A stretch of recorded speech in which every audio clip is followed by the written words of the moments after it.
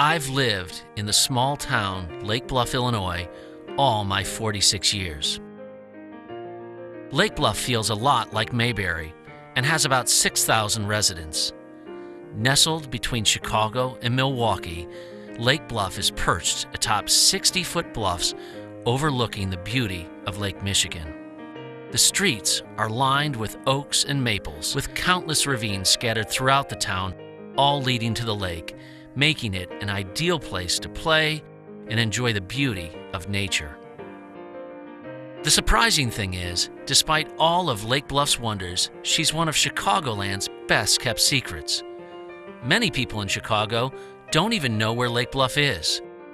I recently ran into a grade school friend who reminded me that in the 1970s, Lake Bluff wasn't even listed on local maps we use for school assignments.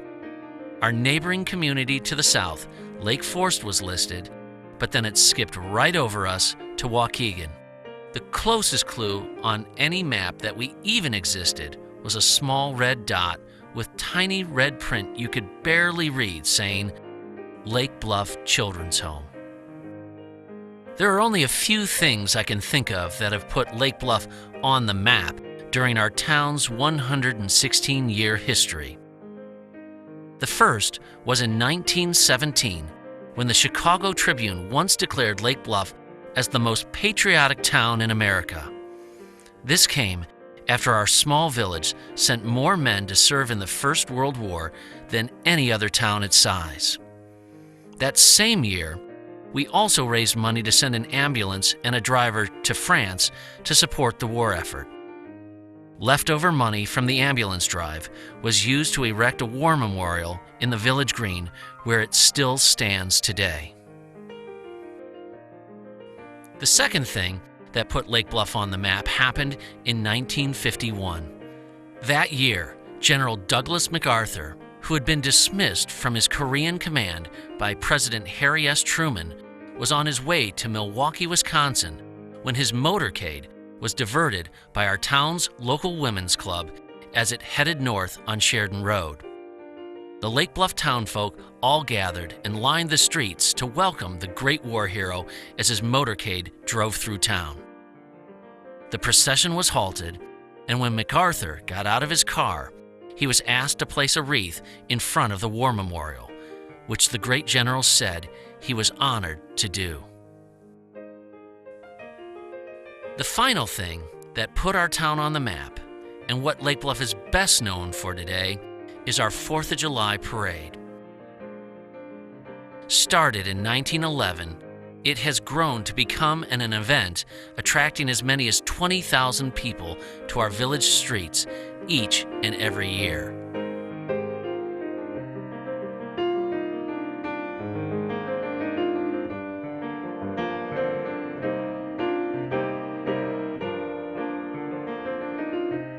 While growing up in Lake Bluff in the 1960s and 70s, I spent a lot of time playing at the local parks, on our beach bluffs, and in the ravine trails throughout our little village. Another place I played at was just 4 doors down from my childhood home. It's the place that was mentioned on the map in the small red print, the Lake Bluff Children's Home. It occupied an entire town block and had a great playground with all sorts of equipment we would spend hours on, the kind of unsafe equipment that would never be permitted in a playground today. Besides swings, teeter-totters, and merry-go-rounds, most of the equipment was constructed of concrete climbing structures and in shapes of animal figures, like the sandbox turtle and the playground dolphin. The playground served as a common place to gather for the kids who lived on the streets of North Avenue and Scranton, and was bordered by an 8-foot hedge which served as a natural wall. Beyond the playground that clearly appealed to kids were the campus hallmark, 7 Georgian brick buildings. While I was growing up, all the buildings were abandoned, all but one, which was occupied by a group of teenage boys. My brother developed a friendship with one of the boys who lived at the children's home, whose name was Tony. I fondly remember going to the basement rec room of that building on Sunday nights to play ping pong, pool, and watch The $6 Million Man. While spinning on the merry-go-round, I remembered the simplest question coming across my mind. What is this place, and why do we call it the children's home? Because quite frankly, except for the 16 kids that lived in Tony's building, there were no children.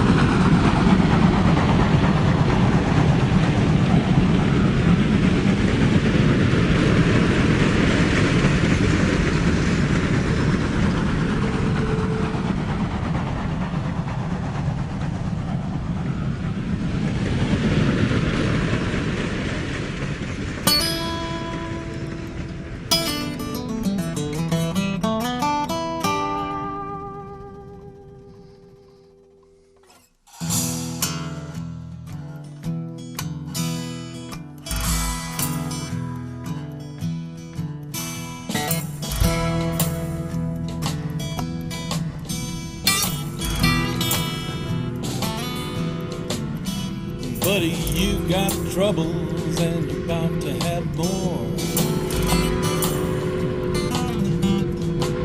You've got some serious looking people knocking on your door.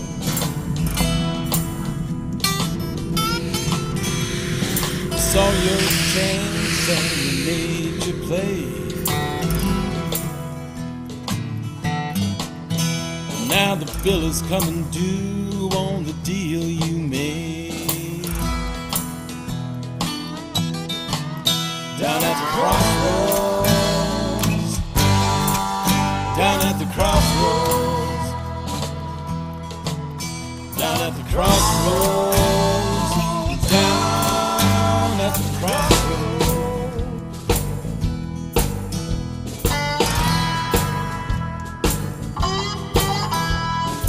Man in the shadows seem to know what you need.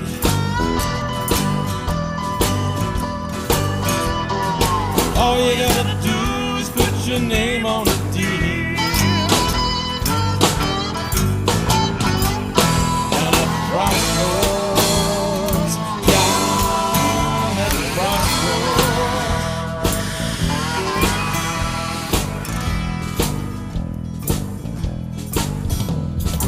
Dawn is breaking and the day is clear.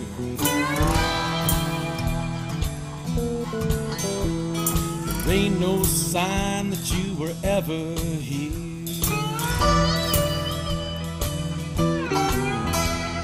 Smell of brimstone and the smoke is gone.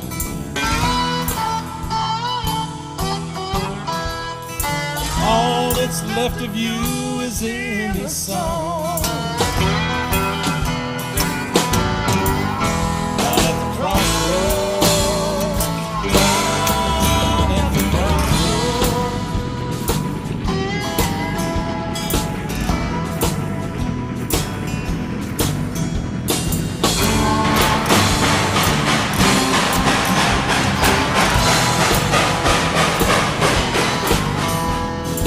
moonlight's rising, and that's rolling home. You can feel it sinking deep down to your soul. You're standing at the crossroads, don't know which way to go, which way to go. Down at the crossroads, down at the crossroads.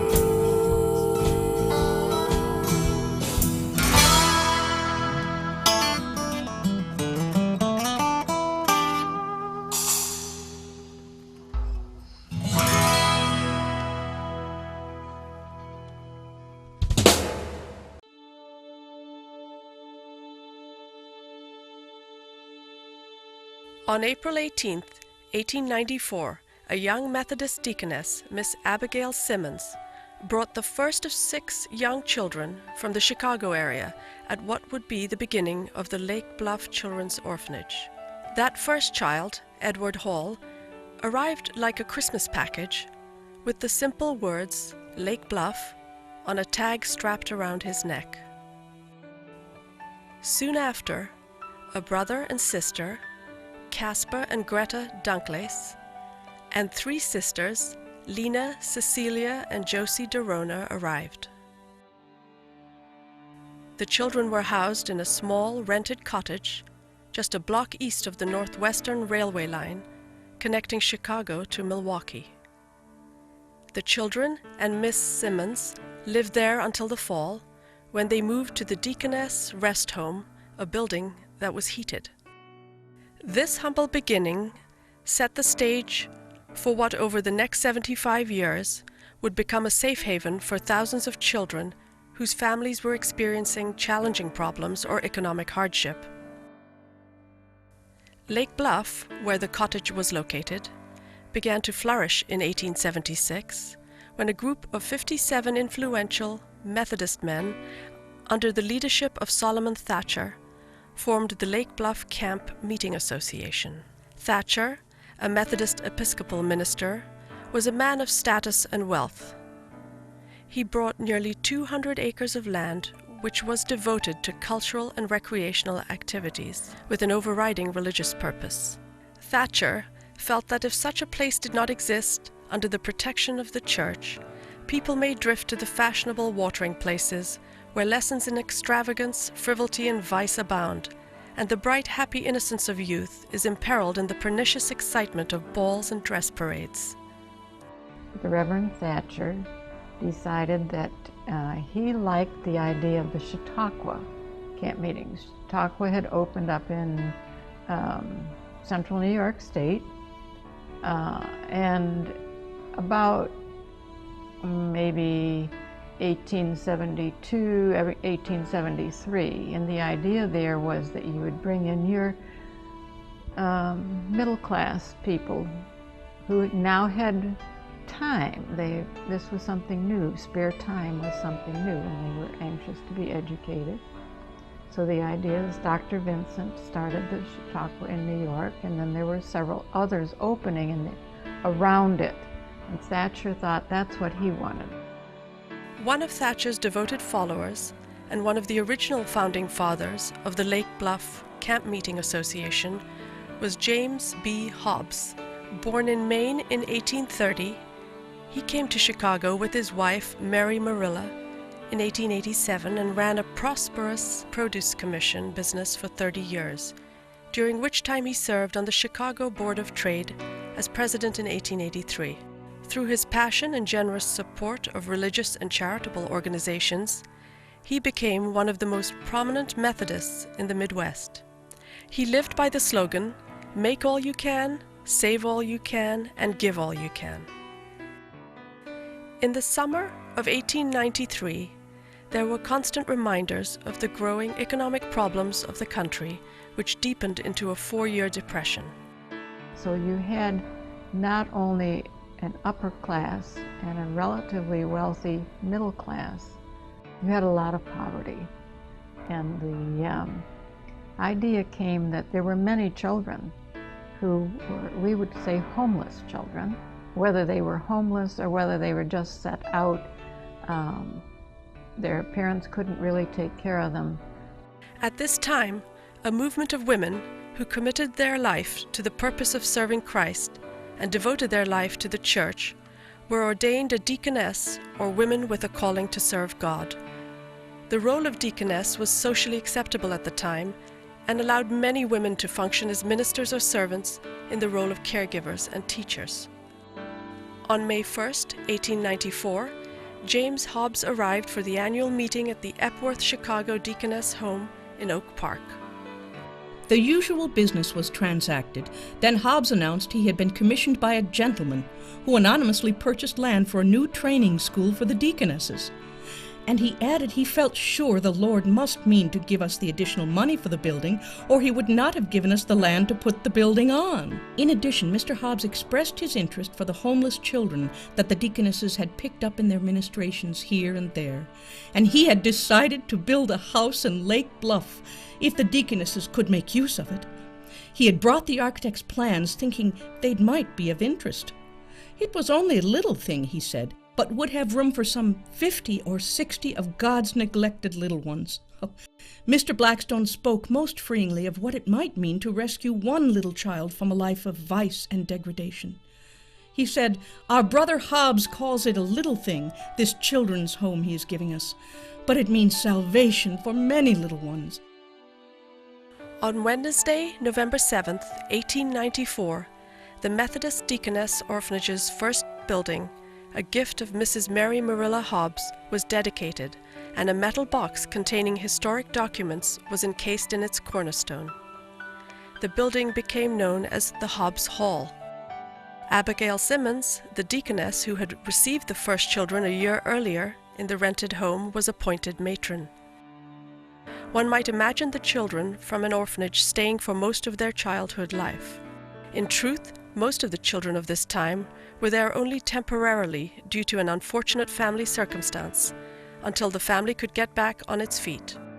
Of the first 6 children who arrived that first April 1894, 3, the Derona children, returned home just 2 months later.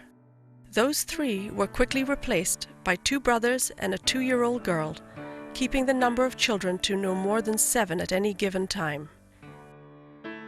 By 1898, the family of children at Lake Bluff had grown from 7 to 70, demanding full-time leadership. Lucy L. Judson, another Methodist deaconess, became the first resident superintendent in January 1898. A second building, again a gift from Mr. and Mrs. Hobbs, was dedicated on November 22nd, 1899. This building contained a dining hall and a kitchen. 2 more buildings were added to the growing orphanage. In 1902, a third building, dedicated as Wadsworth Cottage and used as a boys' dormitory, was given by Norman Waite Harris in memory of his mother. Harris, a prominent Chicago businessman, founded Harris Bank in 1882 and was a devout Methodist who made his fortunes in the banking and investment industry.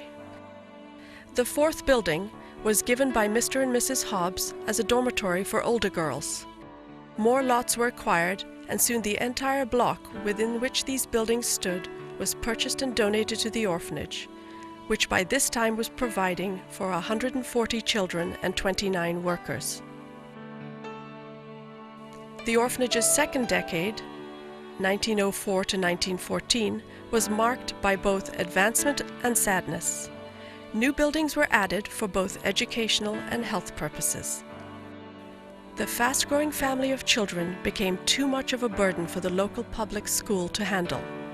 Well, like every part of history, it's you have parts of it that you'd rather never happened or you'd like to hide under the rug. When the Methodist Deaconess Home started in 1894, they realized that, with the influx of children, and certainly by the late 1890s, they had 150 kids there. So they're going to have to be educated. And originally, they were educated in the Lake Bluff Public School, which had been a one-room school up until 1895, and then the original school over what we now call East School was built, a 4-room school, so that's where they were going to go.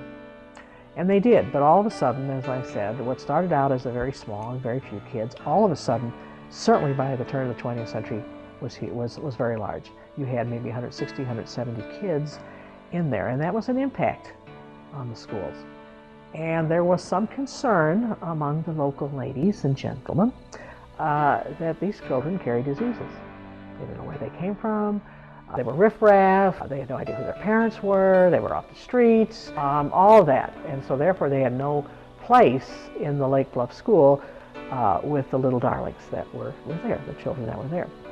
And it became quite a hubbub, quite a story. And in fact, finally, around 1903, the school board at that time passed a ruling that they would no longer accept any children from the children's home in the Lake Bluff Public School.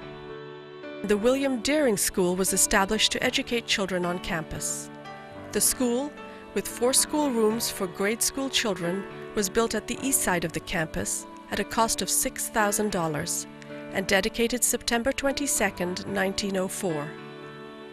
Deering, an American manufacturer, pioneered the development of grain harvesters in the early 1900s, forming the nucleus of what is now today the International Harvester Company. The year 1904 also marked the beginning of the benevolence of the Swift family to the Methodist Deaconess Orphanage. In September of 1904, the former Deaconess Rest Home was remodeled and equipped as the first hospital unit and baby fold as a gift from Mr. and Mrs. Lewis Swift. Lewis Swift was the son of Gustavus Swift, who founded a meatpacking empire in the Midwest during the late 19th century. The second decade also is remembered for disastrous fires at the orphanage. Wadsworth, the boys' dormitory, burned December 6, 1906. Mr. Norman Waite Harris, who had given the original building, promptly paid for the building to be rebuilt. Another fire took place in Hobbs Hall in 1908, causing considerable internal damage, but the orphanage's darkest day occurred on Saturday, May 6, 1911. Shortly before 8 p.m., a fire swept throughout the Mary Marilla Hobbs building. Heroic efforts by the deaconesses with the help of neighbors brought 62 children to safety. Churches and individuals from miles around Lake Bluff responded promptly to a call for aid sent out by the orphanage in the morning. Automobiles and buggies drove up to the scene of the fire every few minutes during the entire afternoon, and each deposited bundles of clothing and supplies for the institution. The year 1911 also marked more sadness involving the Hobbs name, the death of Mary Marilla Hobbs. And just 3 years later, the orphanage lost its other founder, James B. Hobbs, at the age of 84. A touching moment in Hobbs's funeral service occurred when 20 children from the orphanage formed a procession to the front of the church, each laying a white rose on top of his casket in a tearful farewell.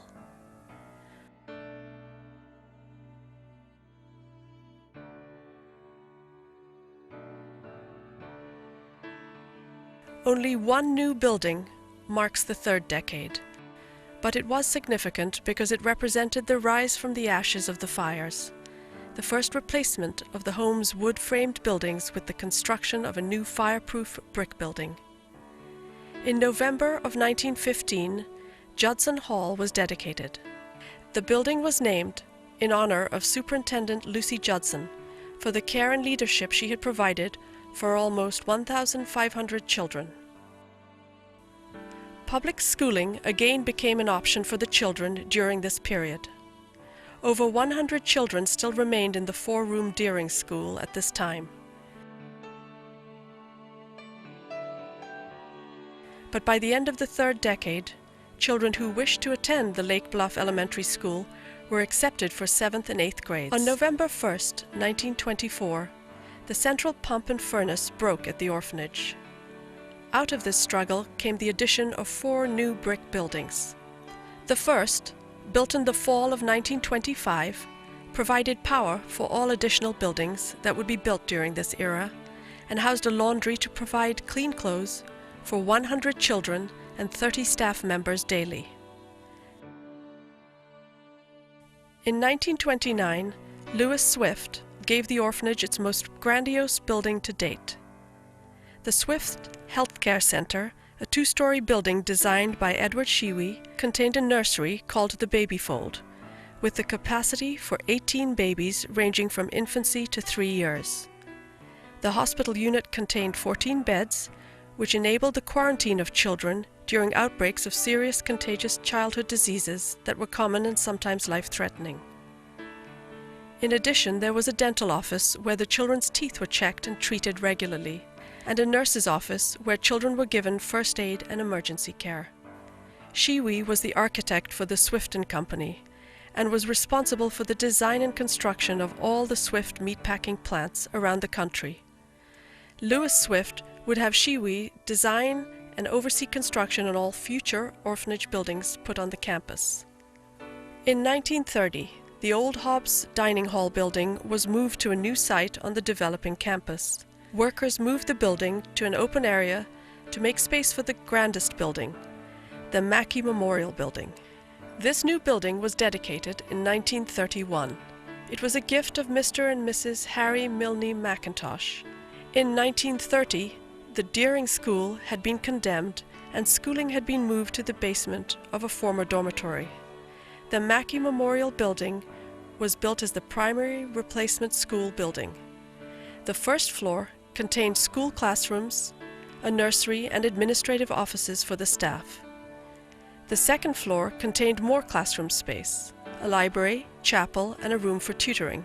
The basement space was used primarily for industrial education space, including a print shop, wood shop, shoe repair, and clothes shops. Workmen and steam shovels continued with the task of adequately housing the children. In 1932, Lewis Swift, together with a brother and sister, gave yet another building in the memory of their mother, Anna M. Swift. This building housed 2 family units of 12 children each, from 3 to 6 years of age. Another new building, Wadsworth Harris Hall, dedicated in 1937, was the gift from N.W. Harris. The new Wadsworth building continued to serve as a boys' dormitory. By the end of the 1940s, the old dining hall, which had been moved, was deemed a fire hazard, and a drive to fund a new dining hall began. In 1950, the new facility, the Wesley Dining Hall, was officially dedicated. It was situated at the very same location as the original cottage to which the first children were brought in 1894. Minor improvements which completed the campus renovation included a new playground which was added in 1961 and dedicated to Rockwell Clancy, who had served as the president of the Children's Home Board of Directors for over 20 years.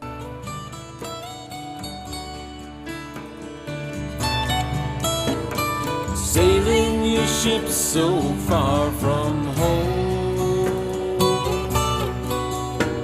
the seas are rising, all your compass is gone.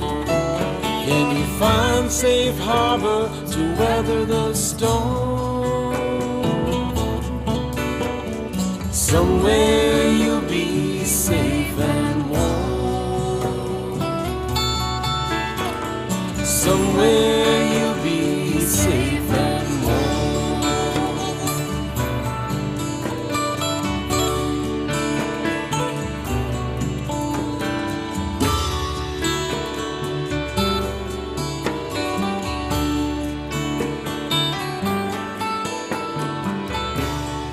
Never have to be alone again. Never have to be alone. Never have to be.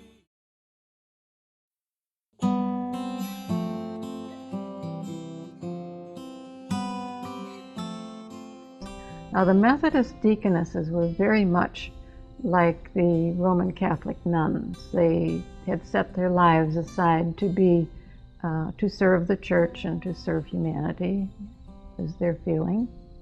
And they were trained as deaconesses, and that's why the orphanage to begin with was called the Methodist Deaconess Orphanage. Lucy Judson was the first resident superintendent of the Lake Bluff Children's Home. She served in that capacity for 26 years. She was a Methodist deaconess, as were the first 3 superintendents, and their tenure, the first 3 superintendents, covered slightly more than 50 years in the history of the home. Lucy Judson was obviously well loved by the children and by her staff.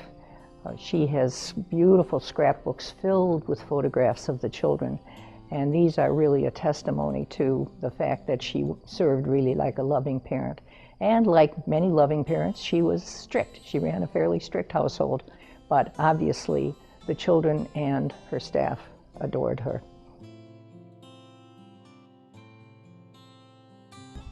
She was the one who kept the records. We have interesting records all in Lucy's handwriting. She was a very meticulous in her record keeping. Danville, Illinois, 1915. A letter from the State of Illinois Department of Visitation of Children. Dear Miss Judson, it is evident that Callie, only 11 years old, is there to serve the family rather than to have a home. She is doing what is equivalent to a woman's work, and her schooling has been neglected. Please send for this child at once. Inform Mrs. B that if she needs help, she had better hire someone in place of keeping this child. Chicago, Illinois, 1916. Dear Miss Judson, enclosed you will find a money order for $5 to apply to the Children's Board, and also $1 for William's birthday present. He can buy himself skates or anything he wants, or rather that he needs. Hope the children are all well. She tried to make it as caring a facility, a home, as you can with in any kind of residential setting. And when she came in the late 1890s, she actually turned that. She wanted her deaconesses well-trained. She wanted them to be child-caring, empathetic.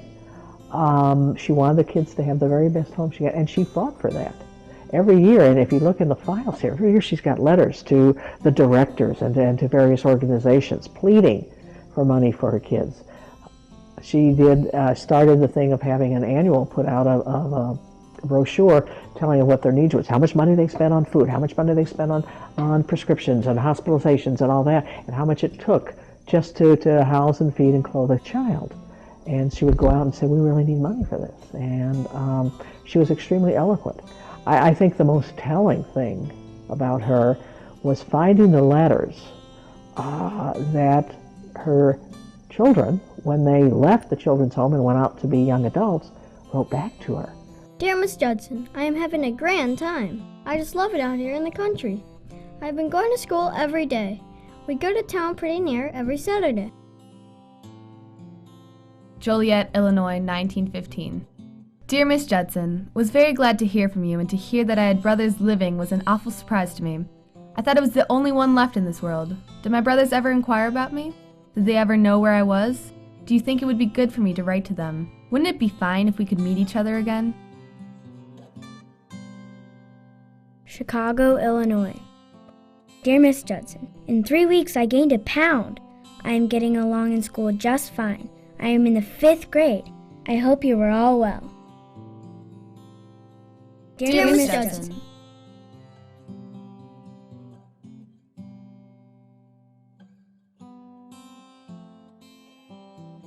Mrs. Arbuckle was a large woman, a frightening woman. I mean, when we were sent to Miss Arbuckle's office, it was because we had done something wrong.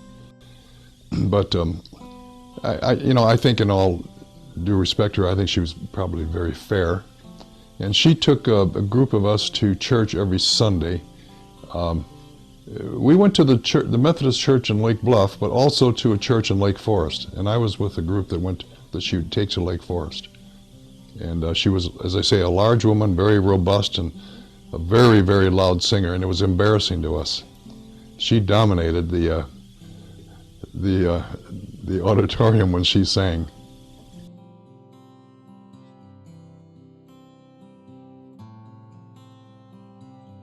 Well, I think it's a little bit different from a children's viewpoint. She seemed like very stern and prim and proper. She was, as I learned later, a very well-educated person, and for many years after she left Lake Bluff, but she got involved with politics and did quite a bit of traveling to Washington.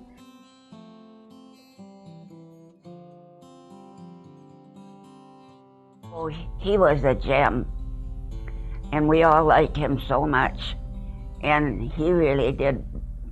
Oh, everybody was, well, as you say, crazy about Bob Virus. he did well, and he was a likable person, and he did his job well.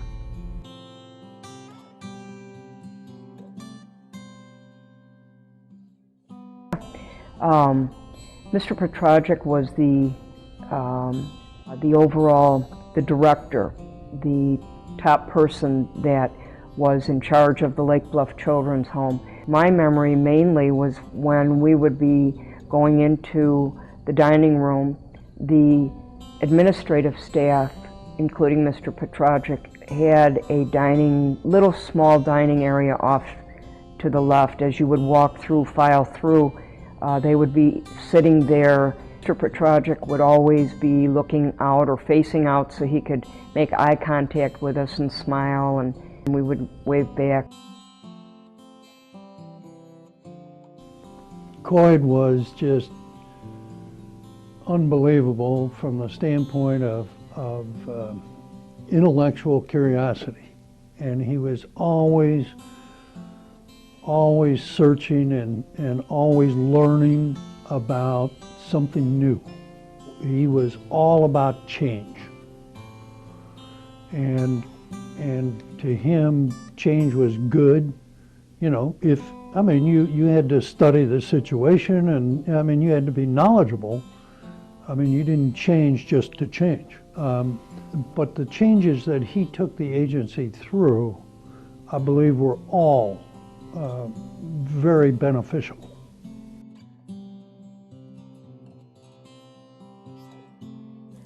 Children lived in small family units, headed by a foster mother or later by foster parents.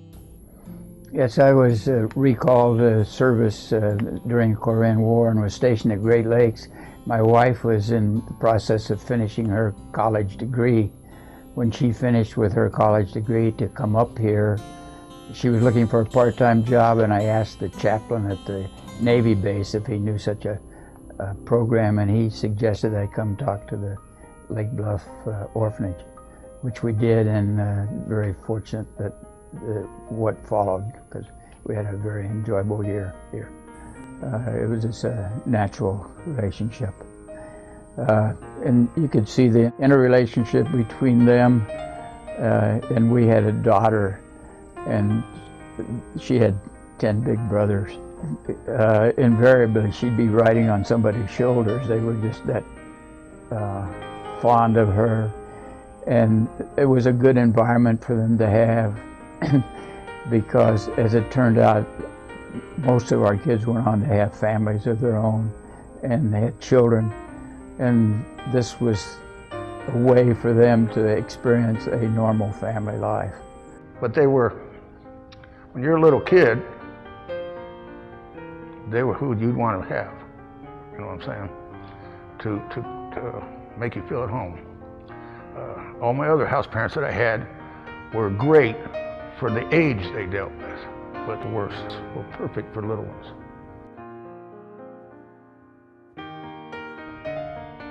Well, what can I say? I mean, they cared. They actually, you could feel the care. It wasn't a job to them. They were there for kids. There was a woman there, we spoke of her earlier. Her name was Bernadine Van Winkelmulder, believe it or not. They all called her Mumsy, and she went by Miss Mulder, or Mumsy mostly. All the girls called her Mumsy. I remember we all were. She was kind of a disciplinarian, and she was concerned with the way we sat and the way we ate. And I remember every day we had oatmeal for breakfast, and she would say, you have to chew your oatmeal 17 times. And we would sit there and chew our oatmeal.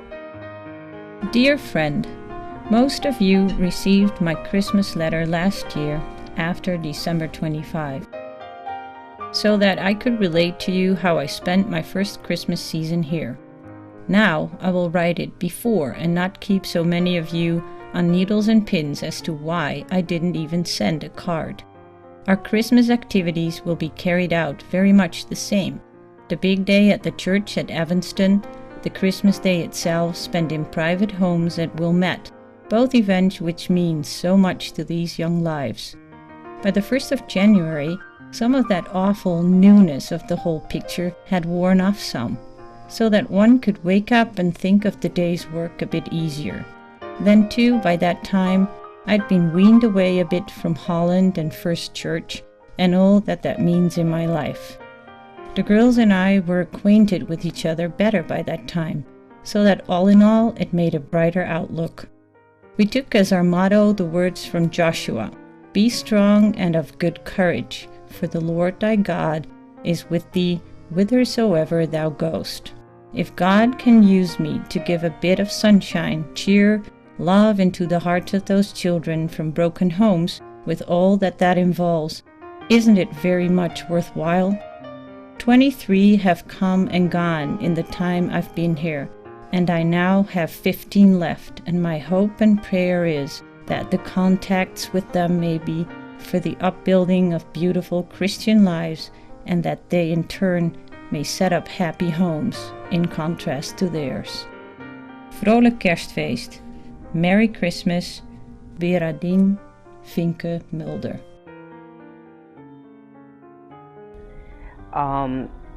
My house parents, I lived in Judson too, and we had Mr. and Mrs. Stoltz, and they had a little daughter, Karen. My brother lived in another unit, the Swift unit, and his house parents were Mr. and Mrs. Worth.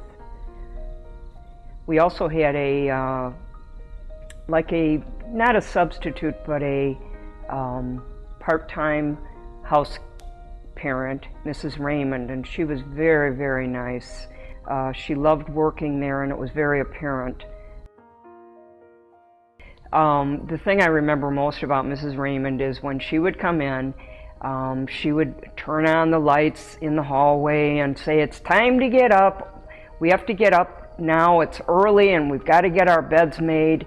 And she would come walking down the hall and look into each girl's bedroom and examine how they made the beds. We always made sure that the beds were made immaculately. I mean, no wrinkles, nothing. And she would call that the best perfect room. And she'd make some of the girls come down and say, "Now look at this room, look at the triple room where Heather and Shirley and some of the, who else was living there. It's just perfect. They keep it all neat, and this is the best room." And she always had a can of Lysol spray. I don't know why, but she would, room spray, and she'd spray that around and make it smell real nice and everything. And she just had a loving way about her, and she was very happy and upbeat all the time, and that made it great for us. First house parents we had, and for the most time, were Bonnie and Harry Crammond. They were a married couple. Harry was a police officer in Round Lake Beach. Bonnie was the house mother, basically there all the time, even because Harry had to work shifts, and he worked as a police officer. He had to work different shifts and different hours, so she was the one who basically took care of us. She was comfortable with most of the kids there, so she brought her friends over, introduced us. She'd sit around, talk with her friends.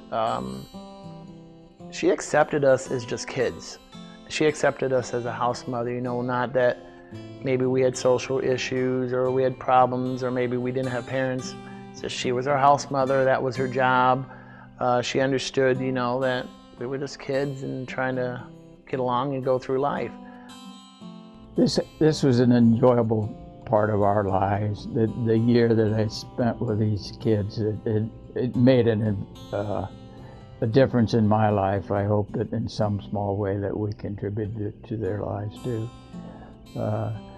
Because to see the adversity that they experienced and how they handled it, they were our role models rather than the other way around in a lot of respects. We were living in Judah, Wisconsin, which is not too far from Monroe, where we live now. And my father had a job cooking. He was a head chef at a very nice restaurant outside of Lake Bluff. And it was not ideal. We missed him and he missed being with his family. And so he was looking for something that we could do to bring us together. And he heard about this job at Lake Bluff Orphanage, and my brother and I could accompany my mother if she wanted that position or was offered that position. And it worked out that mother interviewed, she was interested, and so we moved. My responsibility was to mother the boys and teach them how to live together. I must say this, my 14 boys have been without this kind of care for a long while, as no one would stay with them. They were completely out of control. My work was definitely cut out for me. My first night there, I was told by them that they had run off the past house mothers, and they would do the same with me, to which I answered that we would see who ran who off. My attitude was that of a tough top sergeant. They had to know and accept that I was there to stay. Above all, they had to know that I meant every word I said. Slowly, you could see and feel a family atmosphere coming over our group. I knew then I could start doing fun things with my family. I suggested a picnic supper down on Lake Michigan Beach. Thus, Jimmy, the cook, would prepare a picnic basket for 20. We would leave the campus with 17 of us and one orphanage dog.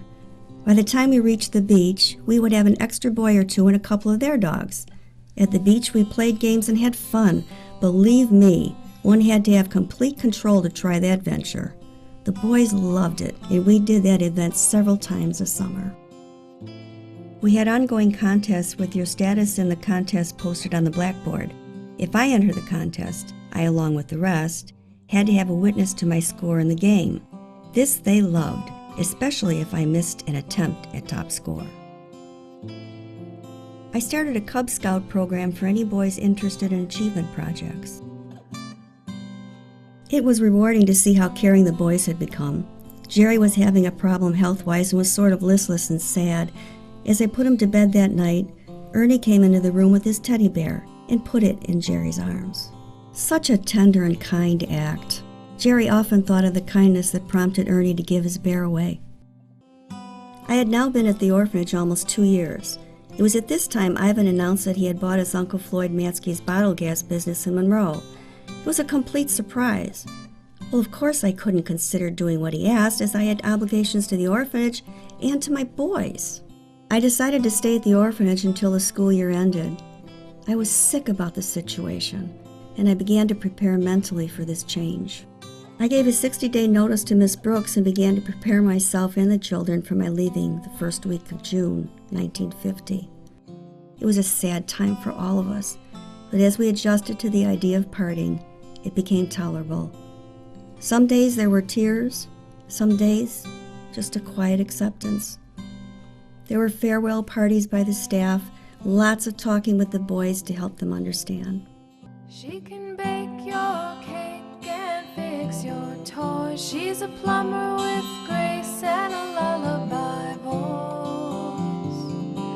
But the greatest of her arts is the healing of a broken heart.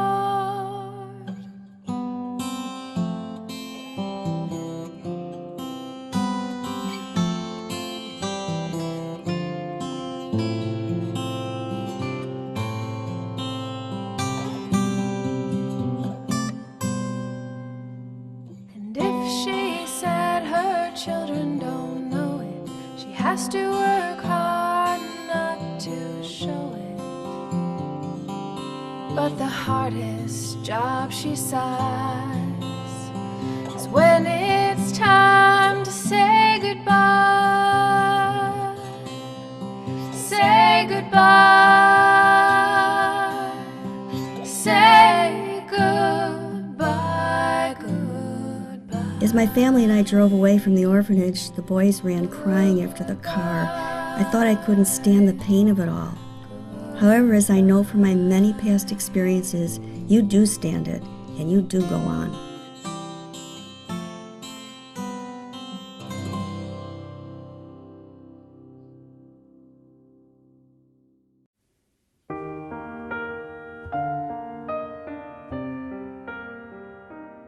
Well, whenever there was someone new, of course, not everyone got to meet them right away. Usually just the girls in the unit that they were going to live in met them first. But at the first meal they went to, they would sing this song. We welcome you, we welcome you, we welcome you today. Oh, how glad we are to have you with us, well we may. We welcome you, we'd like to have you know that we are very glad to have you here at LBO. When my brother and I were 2 years old, our mother died. So my father was left with two boys in the depth of the Depression. Work was not a sure thing then, and he couldn't by himself take care of us. And our grandmother was then getting kind of feeble, I would say, and she really couldn't handle us. In 1938, I was 8 years old when my mother passed away. And at that time, a decision was made by my father that he couldn't take care of my sister, who was just a baby, just barely 2 years old.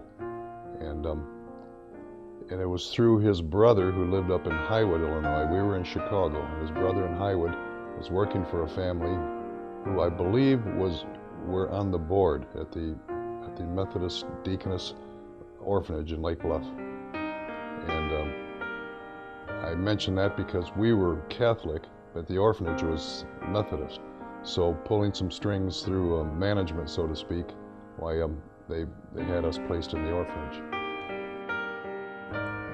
Well, when my parents, our parents, my sister was there also with me, divorced in '47, and we were wards of the court, and we ended up at Lake Bluff.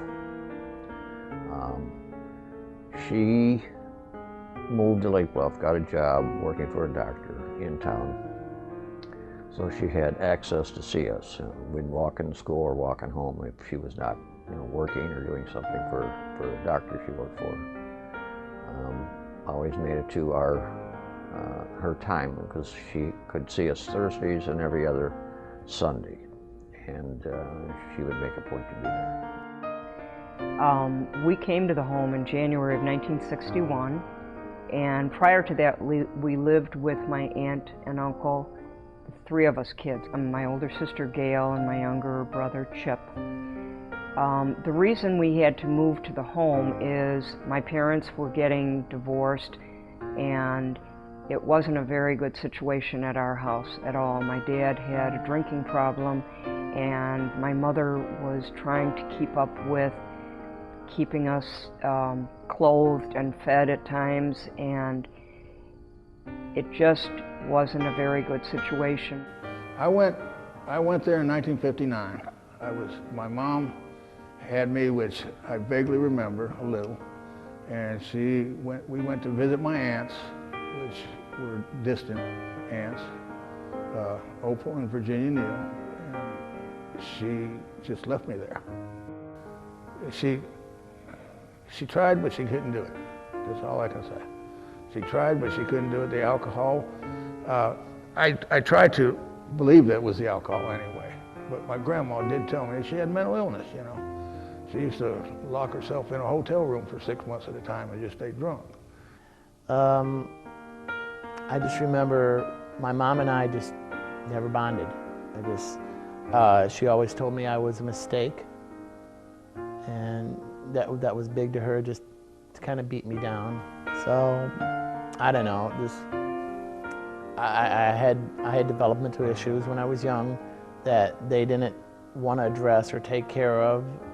And so when I was 5 years old, 6 years old, they gave me up to a ward of the state.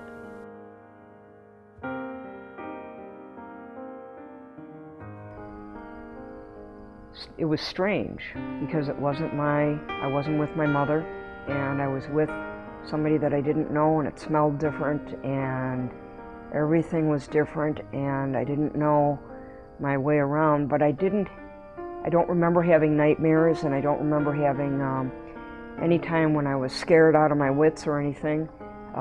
It was probably uneasy.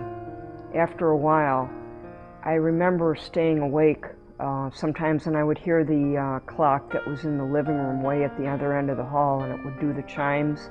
And to this day, when I hear the particular chimes, there's clocks all over the place that do this. I immediately think of the home, the children's home. I'm not going to say how I got there, how it came about, because it would make her look like a bad person, but she didn't do it for meanness. So we'll leave that part out. But, you know, it was for the best. You know, well, quite honestly, what she did, she said, let's go for an ice cream, which we used to do a lot.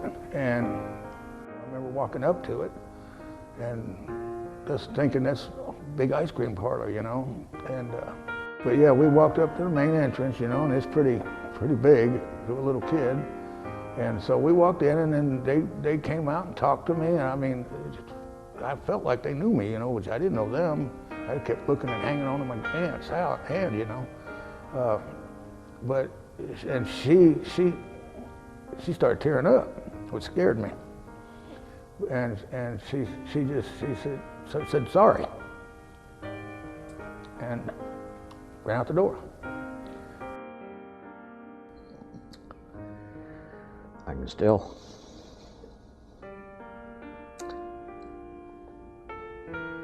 excuse me.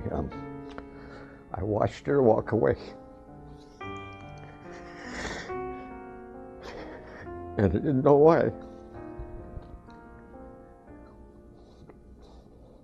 But we were at the infirmary getting checked in, and my sister and I, and then all of a sudden she was walking away.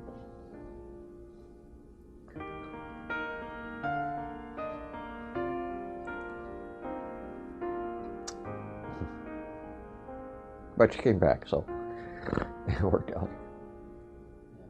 Yeah, it was very, very frightening.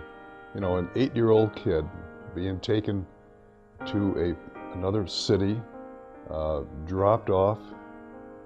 And as I recall, my father didn't accompany me to the boys' dormitory. He dropped us off with the ladies in charge at the orphanage, and they accompanied me to the boys' dormitory building.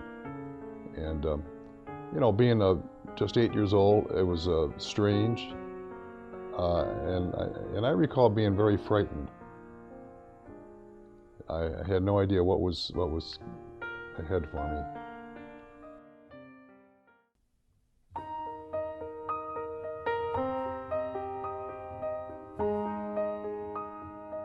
Although formally incorporated as an orphanage until 1955, the Lake Bluff Children's Home endeavored from its beginnings to create a home-like atmosphere.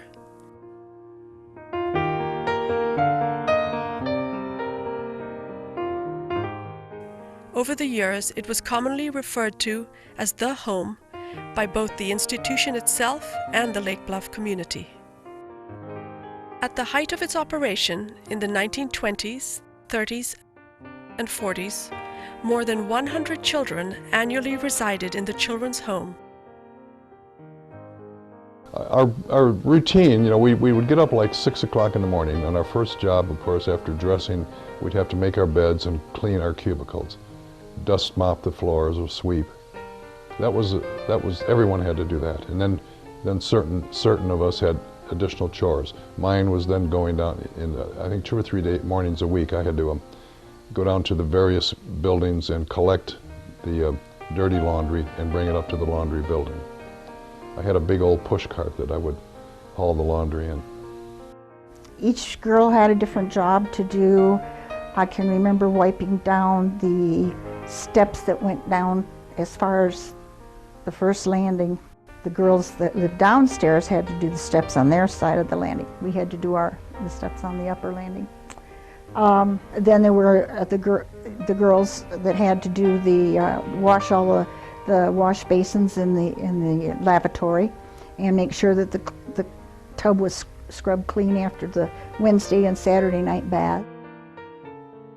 Everyone had chores, but I specifically worked in the laundry mostly, and I did work in the dining room too, setting tables and sweeping the floors in the dining room. I actually put clothes, sorted clothes, put them in the washing machines, these big industrial-sized washing machines. They allowed me to actually take clothes out of the washing machines and put them in the extractor. And the extractor is it could be a dangerous machine, but I put laundry in the extractor, and they taught me how to use the mangle. And again, it was a big mangle, big enough that you can run sheets through it. But and then I would have to, a lot of times, take finished laundry, bring them back down to the boys and the girls' dormitories. The only thing they had to do on Saturday was polish their shoes, which they all had to do, and they had to line them up out in the hall so Mother could see how nice they did with the shoes. It sounds like she was an Army sergeant, but she really wasn't, because she mixed it with softness and affection, but sternness too. The children said grace before each meal, and they took turns, and there was a plant that they put on the table that was to say the grace for that day. And the children all took turns saying grace.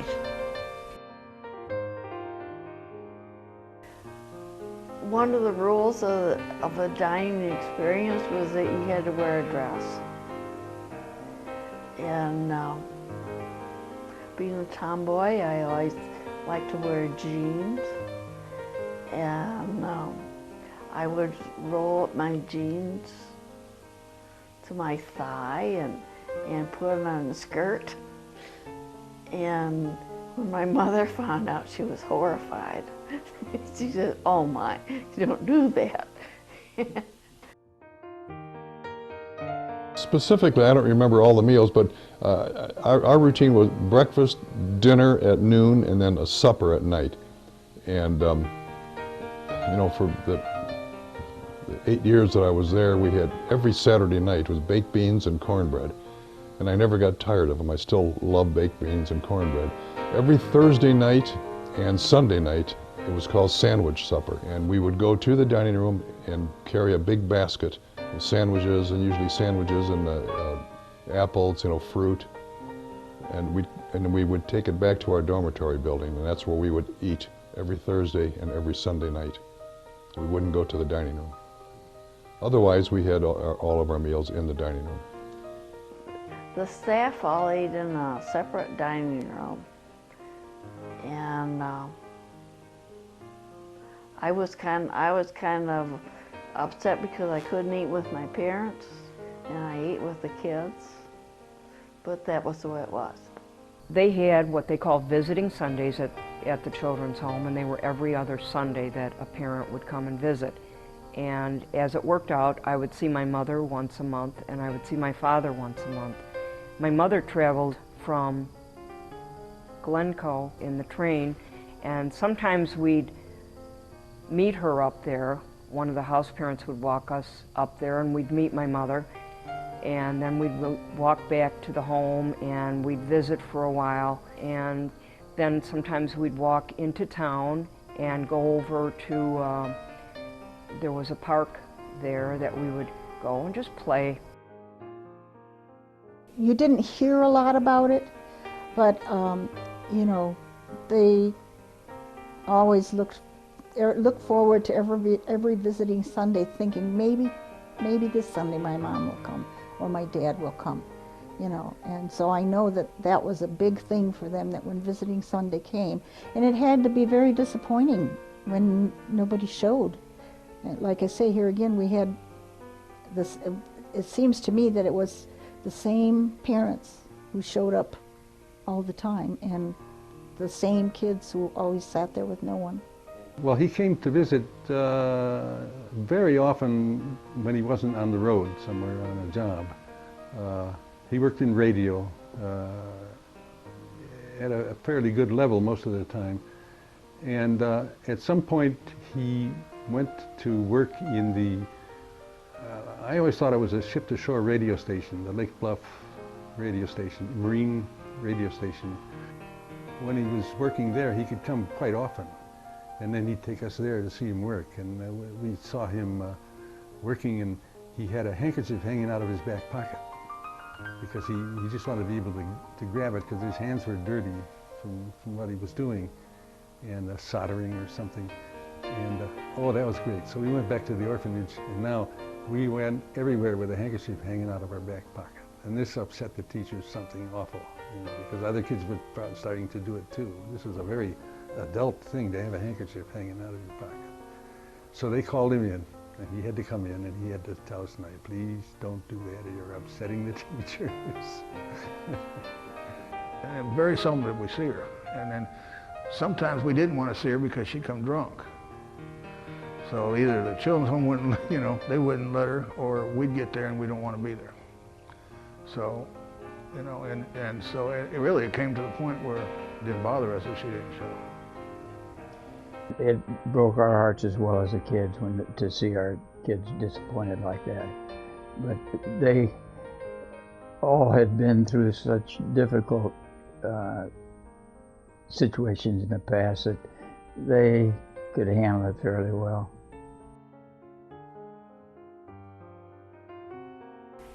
They had their own little bank books that they would bring to the office, and I would have it all ready for them to pick up. And they were allowed to go uptown and pick up something from the drugstore. They loved to do that. And then they went to Sunday school, so they had to have a little bit for that. And I don't know whether they were Girl Scouts. It seems to me like they had to save a little out if they belonged to Girl Scouts and Boy Scouts. We had a nice clinic. You can call it a clinic or hospital, but I remember there were hospital beds there. And occasionally some of the boys were sent down to the clinic for whatever reason I wasn't aware of at the time. But we would go there, I don't recall if it was once a week for cod liver oil. I can remember lining up in the clinic for our spoonful of cod liver oil once a week. Terrible. None of us liked it. And I remember during a flu epidemic, no, it was a scarlet fever, I think. We had to go down to the clinic for scarlet fever shots. And we were all quarantined. We didn't even go to school for a week or so. We had, I have to assume, new house parents, and we were giving them some trouble, and I was on top of a table. Well, it had clothing on it, and I fell and slipped and broke my left. At that time, my left wrist, didn't know it was broken. And I'm not sure if the house parents stayed or what, but I broke a collarbone, roughhousing. I went through a barbed wire fence on a sled, you know. Unlike a family home, we had an infirmary, so if you were sick, you know, you had a cold or you had something else going on, measles, or you know, you had somewhere to go, and you had professional care, you know, there. So religious education and daily devotionals were an integral part of daily life at the home. I remember the house parents being very concerned that they behaved, you know, and they'd be very restless because they didn't want to be always sitting properly in a church, you know, and impressing somebody. They wanted to get out and play or go to Sunday school. It was more fun. So there was a lot of shh, shh, shh going on in the back pews, you know, and just rowdy, normal kids. They were wonderful. That we would go to church and get a good understanding of the religion in a very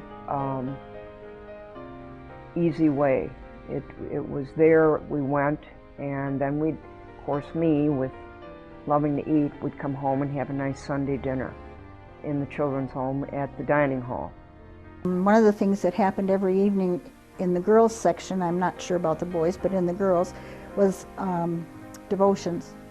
And I used to go over there every evening at 7 o'clock for devotions.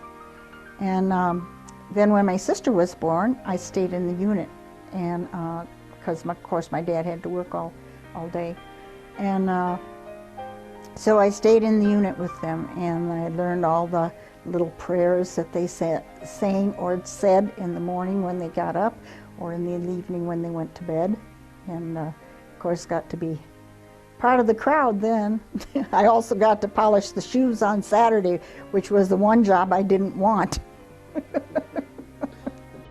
Yeah, our evening routine, we had 8 to 10 boys in an open cubicle. They each had their own little section of that, but it was open. And as wound up as youngsters are, why it's pretty tough for them to calm down at night. But our guys did really well. We would talk about events of the day and anything that they had done or any questions that they wanted to ask. And then we would end up with, I would sing taps to them, Gone the Sun and so forth, and God is Nigh. And that was our kind of our evening prayer. And then we traditionally would turn on soft music in the area. And we had no problems at night at all, which is, as I say, pretty amazing with the kids 8 to 10 years old in an open setting like that. It went pretty well. It was kind of a meaningful time of the day. One of the sweet things that Mother did, and she did many, when they'd go to bed at night, it was a dormitory room, big room.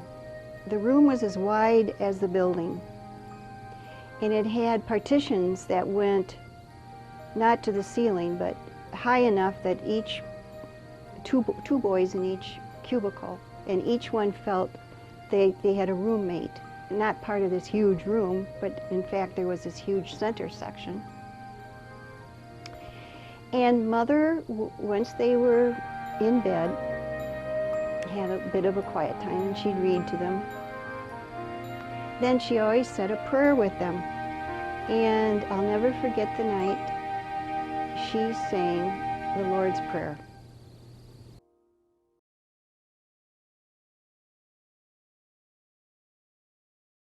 We got opportunities to go places for things that were donated or tickets or whatever. One place I do remember going in Chicago was to see Victor Borg, who was a narrator of stories, at least that's what I remember. We also saw the Harmonicats. We had opportunities. We went to the circus. We went to Riverview every year. We got a chance to see movies at the local movie house. So there was a lot of things that we got to do. I think that we were fortunate. We went to see Olson and Johnson, who were a very well-known comedy team. And we went to see Two-Ton Baker, the music maker. He turned around and asked this one little girl if she wanted to come and sit on his lap, and she said no. And he said, "No, why not?" She said, "Because your tummy's already sitting on it." He was a very big, heavy man. Very talented, too. Civic groups would come and put on special programs for us. And one time, the civic group, someone in the group had Oriental clothing. I was asked to model along with other girls. And we got to sit up in front of all the people while whoever was doing the presentation talked about the dresses and showed them that. That was special. So we had a lot of advantages that probably regular children in normal households didn't have. I mean, people went out of their way to remember the children who lived there and give them opportunities. Tried to do extracurricular things around so the kids could get involved, and that involved going up to Great Lakes where I was stationed. They had rodeos, boxing matches. The Chicago Bears gave us tickets so that we went to some of the Bears games. But as a special event, the boys had a week of vacation, spring vacation, and they attended public school. So we had planned a trip that we were going around Lake Michigan camping out. We had a station wagon and a trailer that we pulled.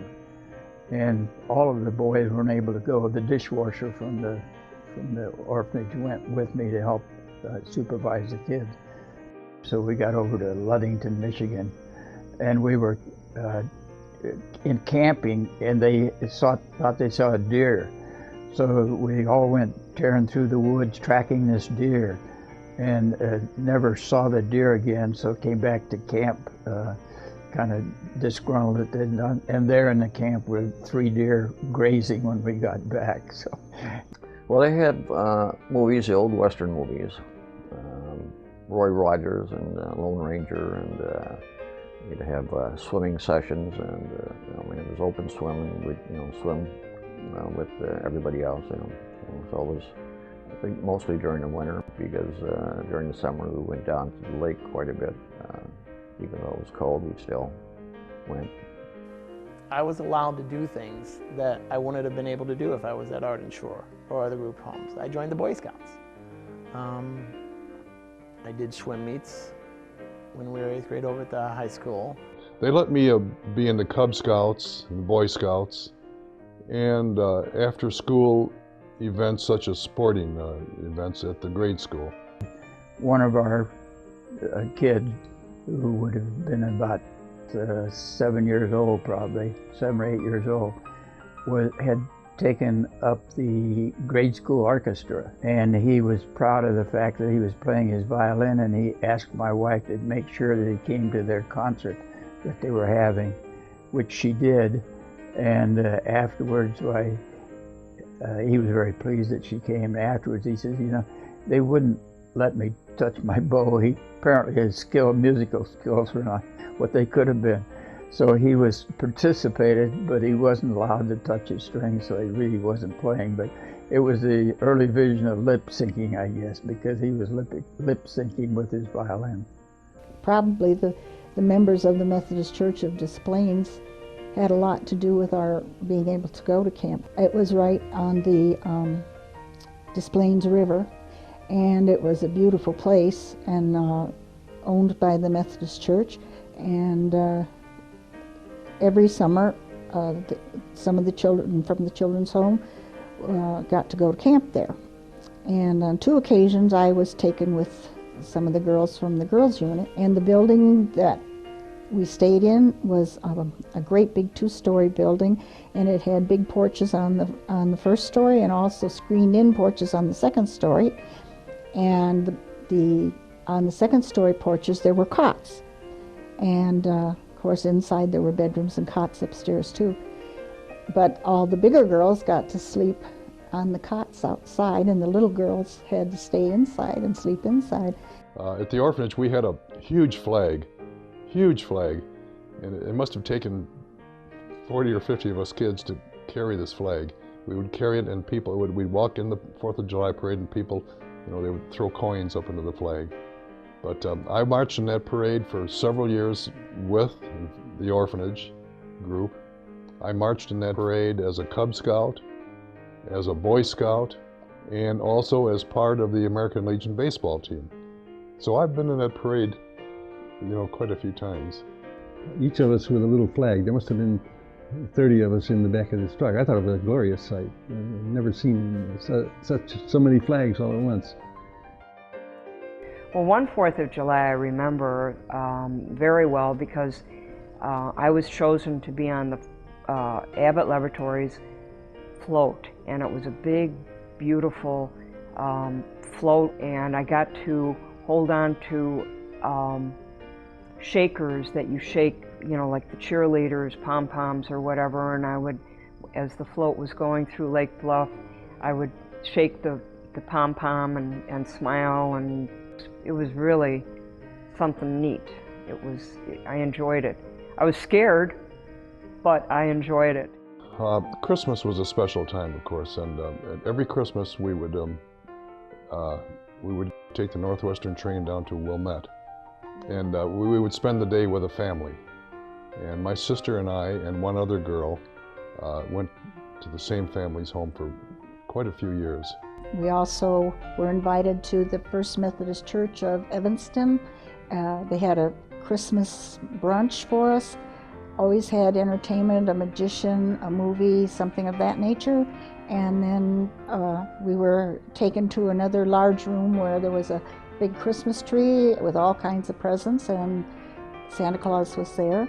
And they would have games where they would have the children come down and participate in these games, and the winners, of course, would get a prize.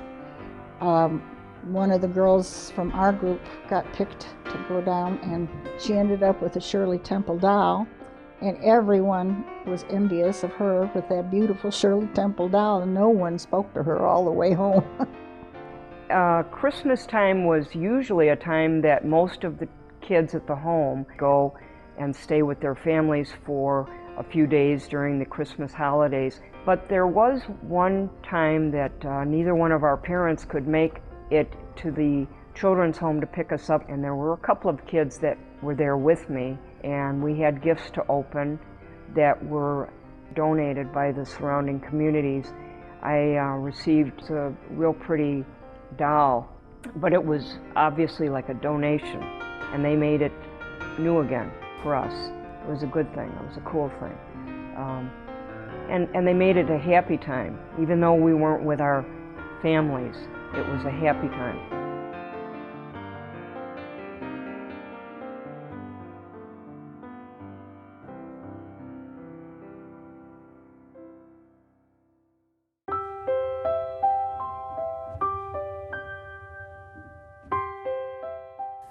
From its beginning, the Lake Bluff Children's Home served as an adoption agency, primarily but not exclusively for infants.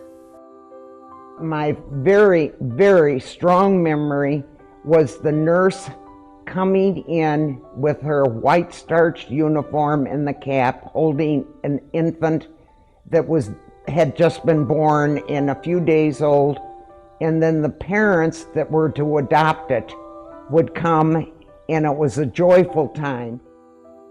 When the babies went out for adoption, there was a little chapel upstairs in the building that they would take the baby and do a little ceremony before the babies went home with their adoptive parents. I always remembered that because when the people come downstairs with they have to be right past my desk, and I just enjoyed seeing the joy in the people's faces that they got the baby they wanted so long. My mother had given me away when she had gone to Chicago, and my adoptive parents adopted me when I was 3 months old. I always wondered what was my life like that first 3 months that I was in the orphanage. I knew that I had been in the hospital, I had been released to them at 2 weeks old, and I had been adopted at 3 months old. What happened in that 3 months? I didn't know what the orphanage was like. Was it like in David Copperfield movies, or was it like in the Annie movies, you know, those horrible visions you have of orphanages? Or was it a nice place with, you know, that people, that they had volunteers that rocked you and sang you lullabies and played with you? Or did they leave you in a bed all day and changed you when you were wet and fed you when you were hungry? You know, who was it? You know, I had pictures of my daughter. We took millions of pictures. And when she had her children, those first 3 months, you know, you take pictures. I didn't have those pictures. I didn't have the names. You know, even if a child is born, you may not have met everybody or have memories of that first 3 months, but you have pictures. You know, Aunt Susan was there and Grandma was there. It's a funny feeling not knowing who was there. If I could go back in time, I would like to visit with my mother the last day that she gave me up, the last time that she held me. I would like, I would like to have known what it felt like to be held by a mother that had that mother's heart. And to have asked her, I know why she did it, because she was from a very dysfunctional family. But I would like to have known what it felt like to her to hand that baby over. Over the facility's history, many young children were placed for adoption during adolescence, often making the process more challenging. The extent to which prospective parents acknowledged the unique challenges associated with these children largely determined their pattern of a positive adjustment. You were a mixed up kid, and that came, I think, along with the baggage you had from the original family. I was in three placements, three foster homes before I came to the children's home. Some of them were really not so nice, but I also was a handful at the time because I think I just had a lot of baggage. When they said we could have weekend visits with John, and we would pick him up, and this is like in March, and Rosemary had a convertible, and when we'd go back to the children's home, we'd always have to stop a couple of blocks away and put the top down. No matter because how cold it was. John thought that was the really top was cool down. to drive up in that convertible with the top down, even though it was really cold. It was cold. We met John in the spring, and by July, the adoption is all final.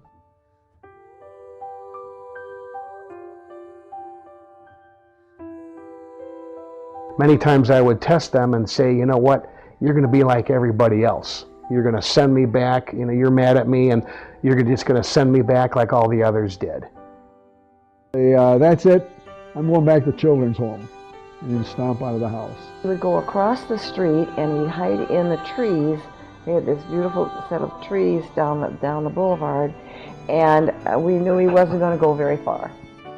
I had said that so many times, I think my parents had just about had it in a positive way. So one day my dad, after I had said, you're going to send me back like everybody else did, he took me by the hand and he took me down into the basement.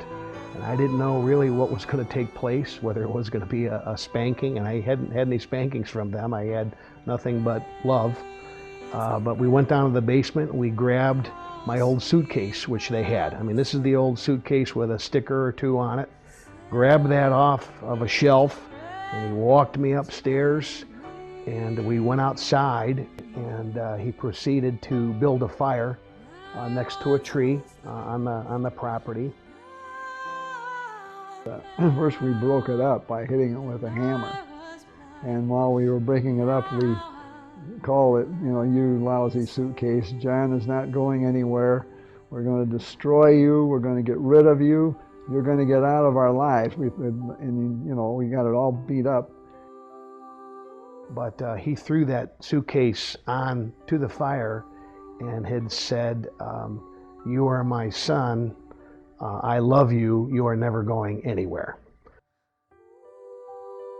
I think the only thing that a foster parent has to be aware of is that they really make a commitment that they can end, whereas a natural parent, really, they have to, whatever they do with the child, they reap the benefit or the sorrow.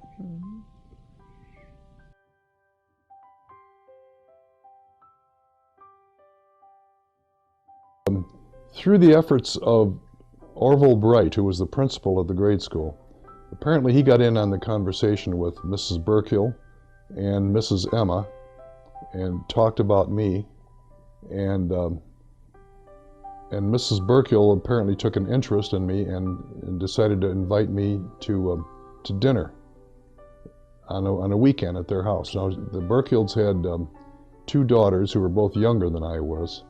I think one was 3 years younger and the other was 6 years younger. But they invited me to dinner on a weekend, and apparently everything went well. And they asked me if I would like to live with them after graduation. And of course I was excited, and I accepted. I don't know how much my acceptance of their invitation to live with them, I don't know how much water that held, but the decision was made by everyone who was responsible to let me go live with them.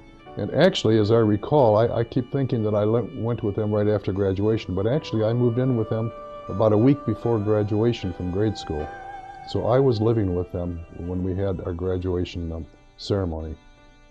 And that began a whole new, very, very important chapter of my life, of becoming not one of the orphanage kids who had been there for the last 8 years, but for the first time a real citizen of the village of Lake Bluff.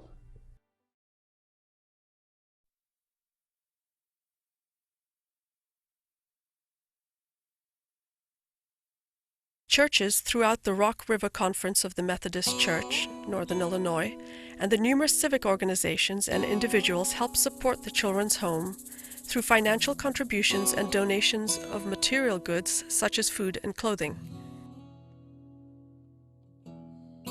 Each of the Methodist churches in the area, all up and down the shore, had their own auxiliary for the Lake Bluff Children's Home. The Women's Guild that ran this was a very powerful group of women from Chicago and the North Shore, Methodist women. The Harvest Home Festival was an annual fundraising event held on the grounds of the home each September.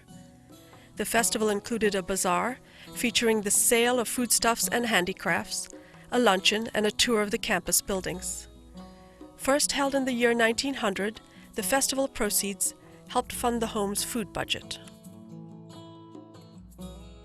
They served a lunch, there were booths where you could buy foods, and it was heavily attended not just by residents of Lake Bluff and Lake Forest, but by people who had connections with the home through other churches throughout northern Illinois. I remember the skirt lady, and she had a big hoop skirt, and the skirt had rows and rows of pockets, and they were small up at the top and larger down at the bottom. 25 cents may have been balloons or bubbles or a yo-yo, things like that. Many residents of Lake Bluff and other North Shore communities served on the home's Board of Trustees or as members of its auxiliary organizations. We moved to Lake Bluff in 1961. And one of the projects through the circles and just the neighborhood black people was a project that they did the laundry for the new babies that were being put up for adoption. So every time a baby was going to be adopted, they would have a new set of clothing, and then the adopting parents would bring a set of clothing, and the baby would probably only have the laundered clothing on maybe a couple, 3 hours. And then they would be exchanged with the adoptive parents' clothing. So it was deemed necessary that these clothing be washed and ready for the next usage. When I graduated from 8th grade, I went over to Miss Brooks, and I had babysitting for years, and I had 15 children, 3 to 5. And I started at 6 in the morning and I worked till 10 at night, and my paycheck was 25 cents an hour. When I had a day off, I took 1 or 2 children home, and I felt it was so important, and my mom and dad were all for it, where we'd sit in the dining room and have dinner together, and we'd go out on the porch and play games where they knew where I lived, and I wanted them involved, and I did this, and by the time I left to go to college, I'd had all the children that I took care of at my house, and it was a different way of communicating with them, and the children's home were all for it, so I'm happy that happened. I imagine everybody can say this, but I got caught stealing bubble gum. Simple as that. And I think I was almost 9. And I got caught. And he didn't say nothing to nobody, but he told me I had to come back to the store after school. So I did. And then he taught me how to use a broom to sweep the floors, you know. And so I had to do that every night after school, you know, just long enough, 15, 20 minutes, so I'd still get back to the children's home before they thought anything, because we always kind of goofed off on the way home, you know, back from school. And then next thing I know, I'm stocking shelves, and then he's paying me with candy, you know, bubble gum. He said, now you don't have to steal it, you know, stuff like that. And that's another man that really has a huge, huge place in my heart. Because he let me know that wasn't a good thing, you know. But he also let me know that it's not bad to make it right. You know, okay, I made a mistake, now sweep the floors and we'll move on, but don't do it no more. And then he rewarded me by being a good kid. And so then, next thing I know, he's saving money for me, which I didn't have, and the children's home would find it, and you know, they didn't think I needed that money, so they want to save it for me, which is okay. When he found out, he saved my money and kept it for me. If I was going on a trip, he'd sneak it to me, stuff like that. One of the nicest guys that you could ever meet. That wasn't part of the children's home.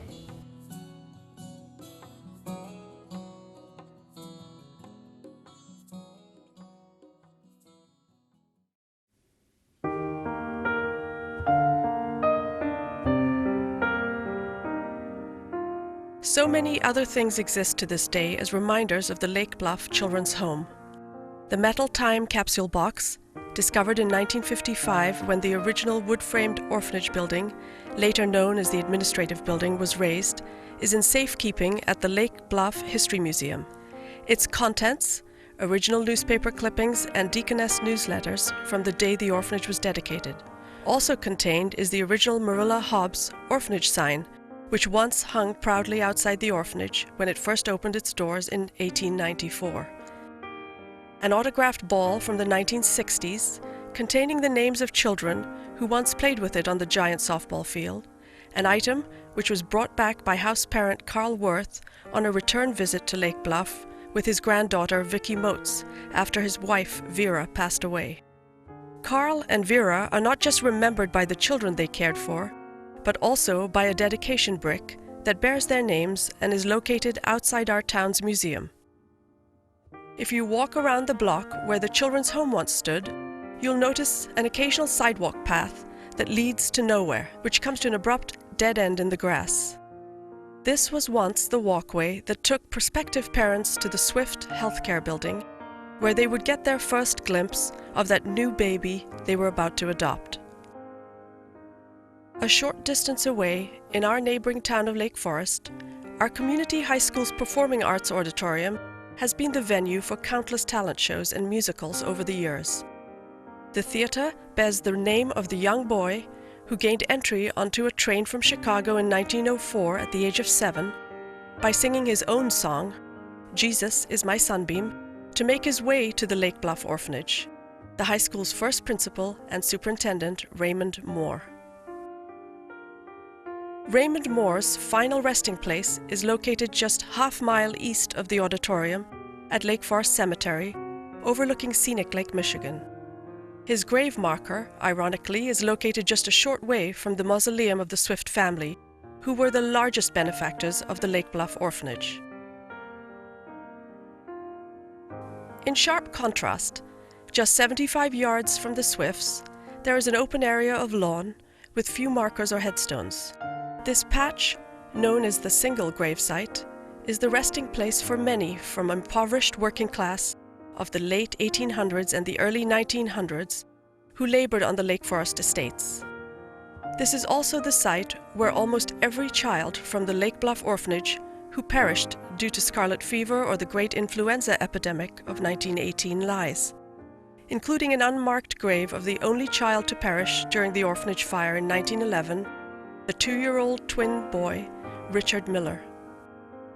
The Lake Bluff History Museum remembers the children's home in its biannual Ghost Walk in October through enactments portraying touching stories about life in the orphanage. As the shattered remains of the children's home buildings lay in piles in 1979, bricks were gathered up by residents with wheelbarrows in hand. Countless front walkways and backyard patios were built from the same bricks once used to provide a stable setting in a child's life. In the Lake Bluff Village Hall, the chandeliers that once hung in the children's home's beautiful dining hall now grace the Village Hall entranceway and the board meeting room. A new historical marker was dedicated this past fall at the corner of where the orphanage administrative building once stood. The marker stands as a small reminder of the beautiful Georgian brick buildings that once occupied the same space and pays homage to the children and the staff that spent a portion of their lives in Lake Bluff. More than just tangible items you can see, touch, and feel, the same spirit of giving and providing care for children still continues within the community through countless charitable efforts. The endowment was set up as the Lake Bluff Homes for Children Endowment Fund. And it still has that name. While the agency has gone and changed their name to ChildServe. I still serve on that endowment board and continue. The endowment is now up about 17 million, and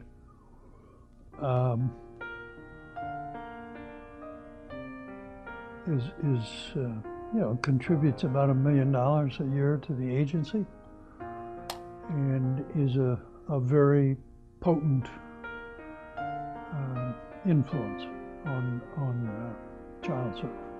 The Lake Bluff Children's Home still lives. I mean, and it comes by way of our stakeholders, by people telling wonderful stories and making us stop and think about, how we once provided services, and makes us think about how we can continue to transform those services today.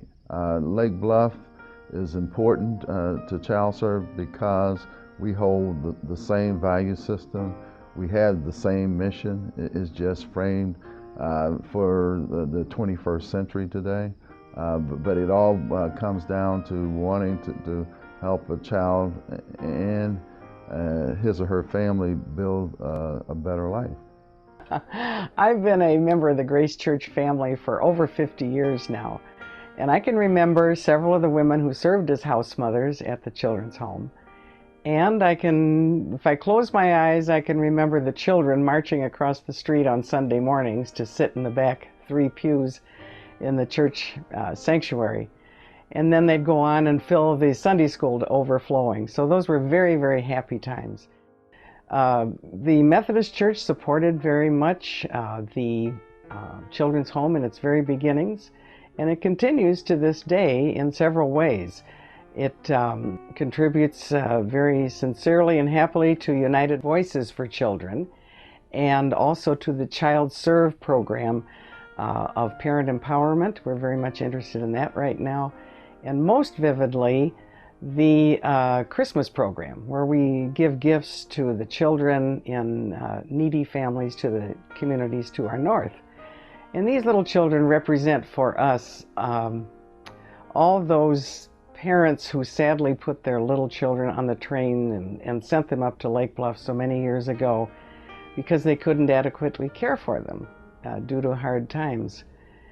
And in the children's home, the children received the compassion and the nurture that they so desperately needed, and it continued in the new name, ChildServe, which we continue to serve to this day. And how could we not? Though the orphanage is gone, the Grace Methodist Church still provides a home these days for children, ones with disabilities. Walk With Me, Conductive Education Therapy, a program for children afflicted with cerebral palsy, calls Grace Church its home.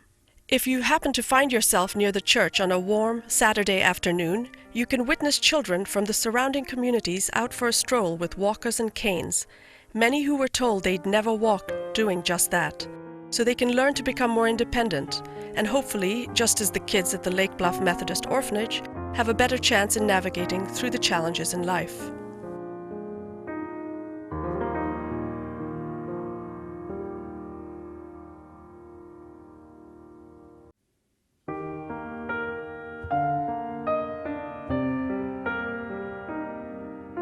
Small-scale residential programs for children and adolescents with emotional and behavioral problems were operated for a period of time in the 1960s and early 70s, but were gradually phased out.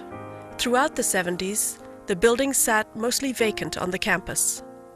Several local groups and organizations rented and used space on the campus as the board of directors and village officials struggled to decide the fate of the facility. The campus was there was no way to utilize it. You couldn't make it pay for itself in providing services to children, number one, but also you couldn't make them office buildings, you couldn't make them residences, you couldn't do anything with them. They were special purpose buildings that you couldn't do anything with. The village board and many community leaders all felt a sense of responsibility and all hoped that a use could be found for these beautiful, beautiful buildings. Unfortunately, we know that that did not happen. People really gave it a hard look. It was considered as a possible place for condominiums, senior housing, even a small college, Shimer College, looked at it as a possible campus. The village looked into the possibility of using it for municipal office purposes. The sad truth was that nobody could afford to convert the building with the technology that was available in the 1970s. I feel very sad about it, but I don't think we left very many stones unturned.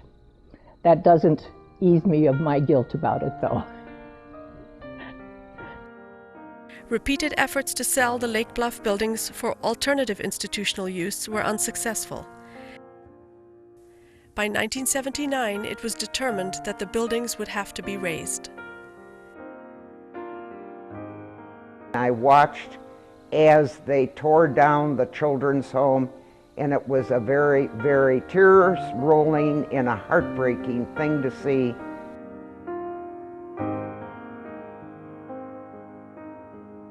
So as they were using the wrecking ball to break through the buildings, which the walls were built so thick that as the ball would hit the walls, the whole neighborhood had shaking of their dishes and other things. I had things falling off my shelves.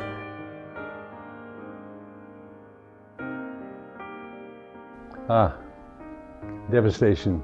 Personal, for me personally, when I discovered that the buildings were gone, I just couldn't believe it. You know, a reference point in my life was gone. One of the most poignant descriptions came from longtime local resident Frank Townsend. In March 1979, villagers watched regretfully as the wrecking ball attacked the familiar buildings. But the buildings themselves seemed almost to resist the action. Time after time, the ball would bounce back from a wall without any apparent damage being inflicted. And hour after hour, the earth would quake from the impact of the reluctant closing of a significant chapter to Lake Bluff's history.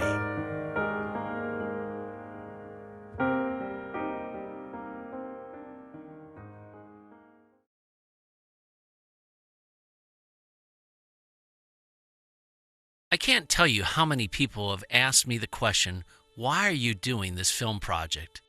The most logical guesses have been around my relationship with Tony and playing at the children's home while growing up.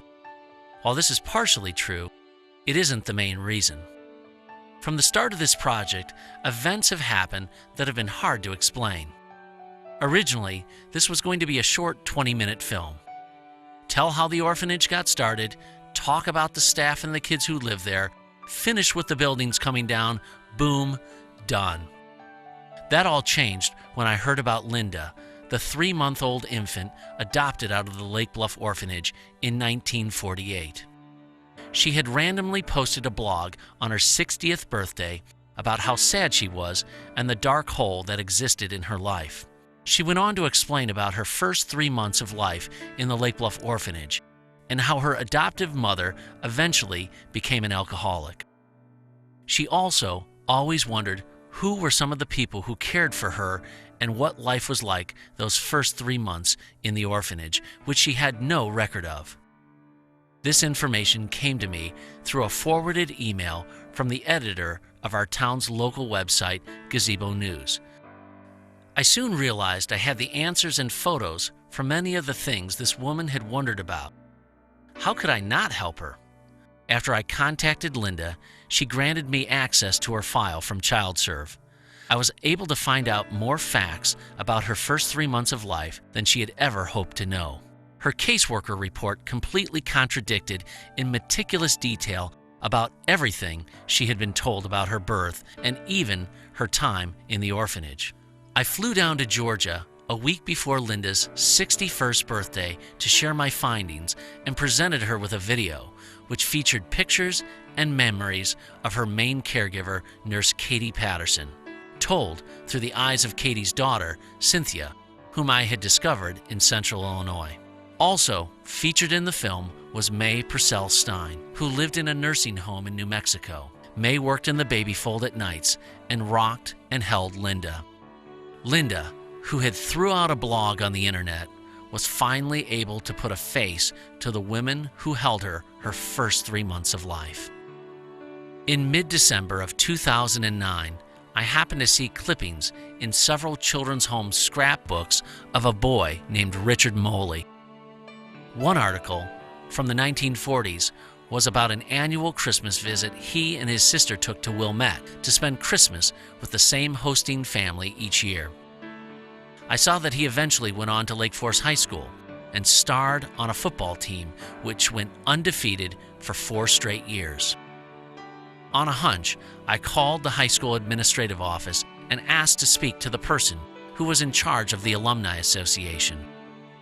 I received a call back that day from the high school receptionist who said, "My retired mother worked at the high school for years and now heads the Alumni Association.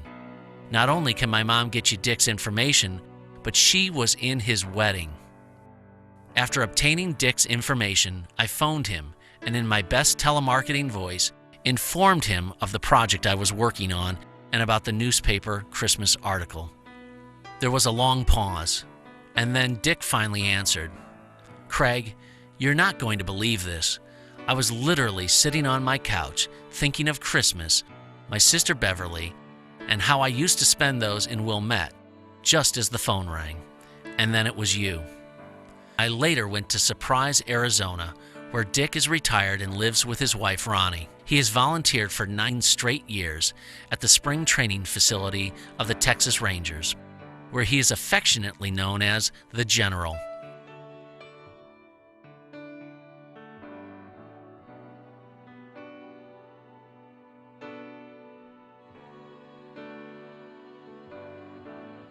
Lake Bluff is where I grew up.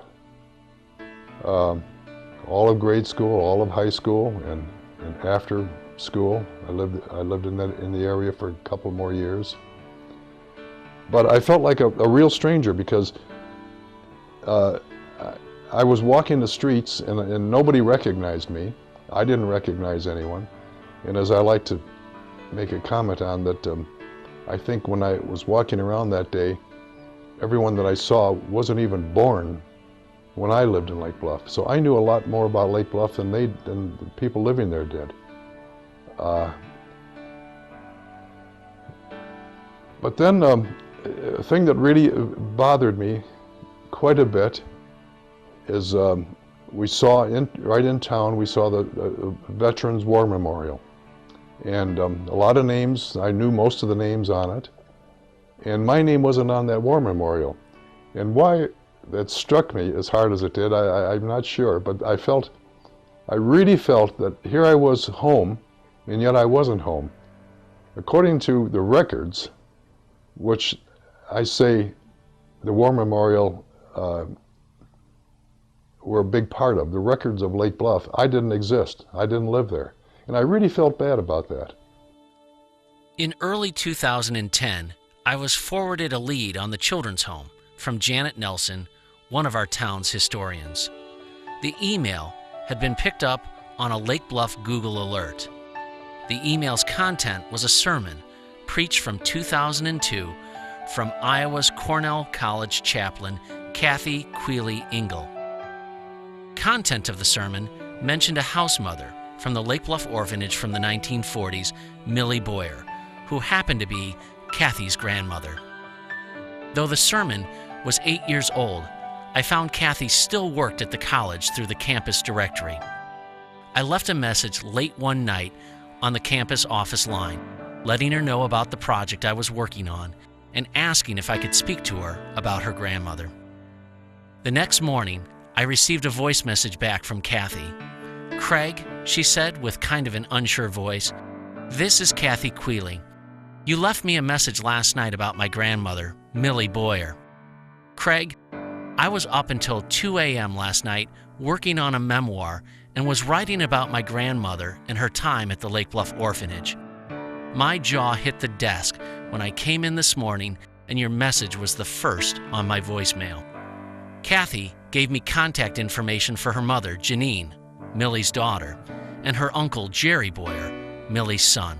I left phone messages for each, and a few days later, Jerry and I had a great conversation.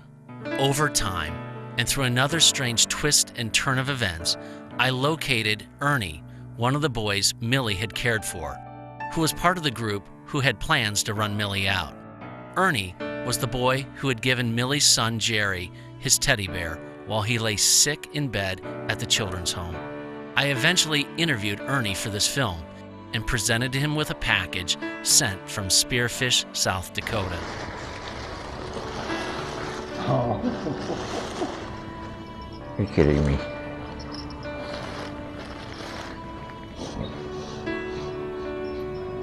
You have to read the note. Dear Ernie, finally, Ernie, I have this chance of a lifetime. It's going to be hard. To thank you for your teddy bear.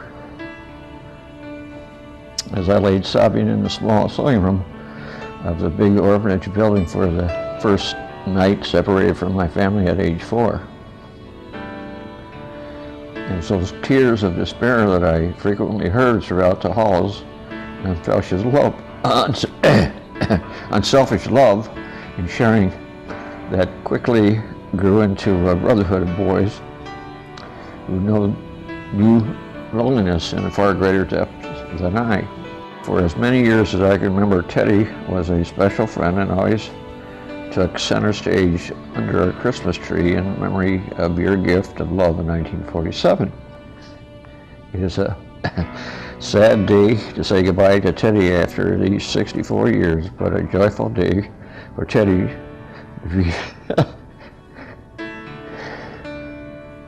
reunited with his dad. Oh man, that's not fair.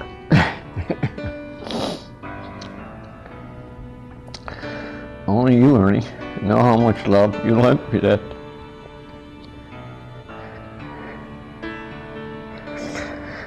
Teddy is reunited with his family with my love.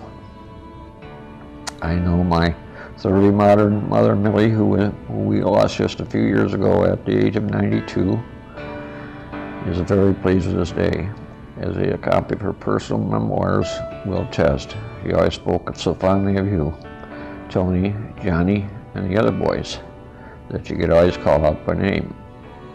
She even made attempts to find you and the others in later years, but no avail, as she understood the confidentiality of orphanage records. So that my lost and found friend of nearly 7 decades ago, may Teddy cuddle your heart and snuggle your spirit, as only a teddy bear can do. Jerry Boyer, love, Jerry. The year 2010 marked a milestone in Lake Bluff as our town celebrated its 100th 4th of July parade.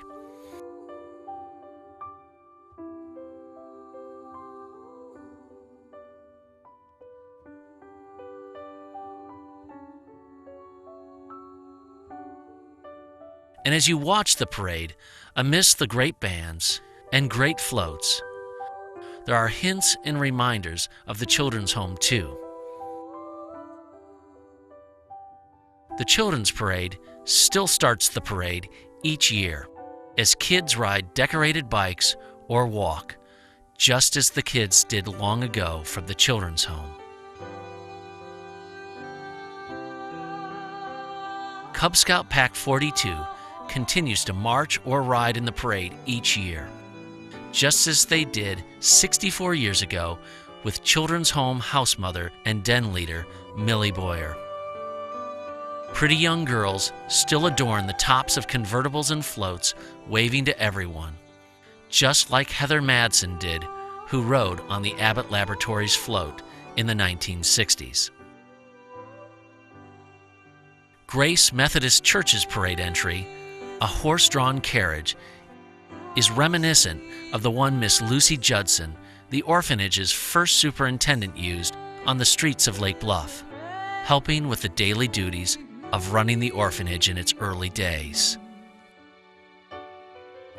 The ever-enthusiastic Nancy Dunn still watches and waves at the parade each year, just as she did with her beloved Garth, the young college athletic director who would later become her husband, and the small girls from the children's home they brought with them to the parade. My brother Kurt and his friend Tony continue to renew their childhood bond by marching in the parade each year as part of a group they formed back in 1976. The North Avenue group, named after the street we grew up on and that bordered the children's home, is always a bit wacky. Most years, no one, including myself, really has any idea what the heck Kurt and Tony are doing. But it's always in fun and in the spirit of the parade to simply put a smile on people's faces. Our town's most infamous and controversial parade group is the Lake Bluff Precision Lawn Mowing Drill Team. Each year, they dress in costumes and push mowers in precision formations while spoofing a national or local topic. If you look closely, there's always a sign regarding Save the Children's Home when the group passes by. In 2010, a wild turkey had made its home at a busy intersection of our town, creating quite a stir.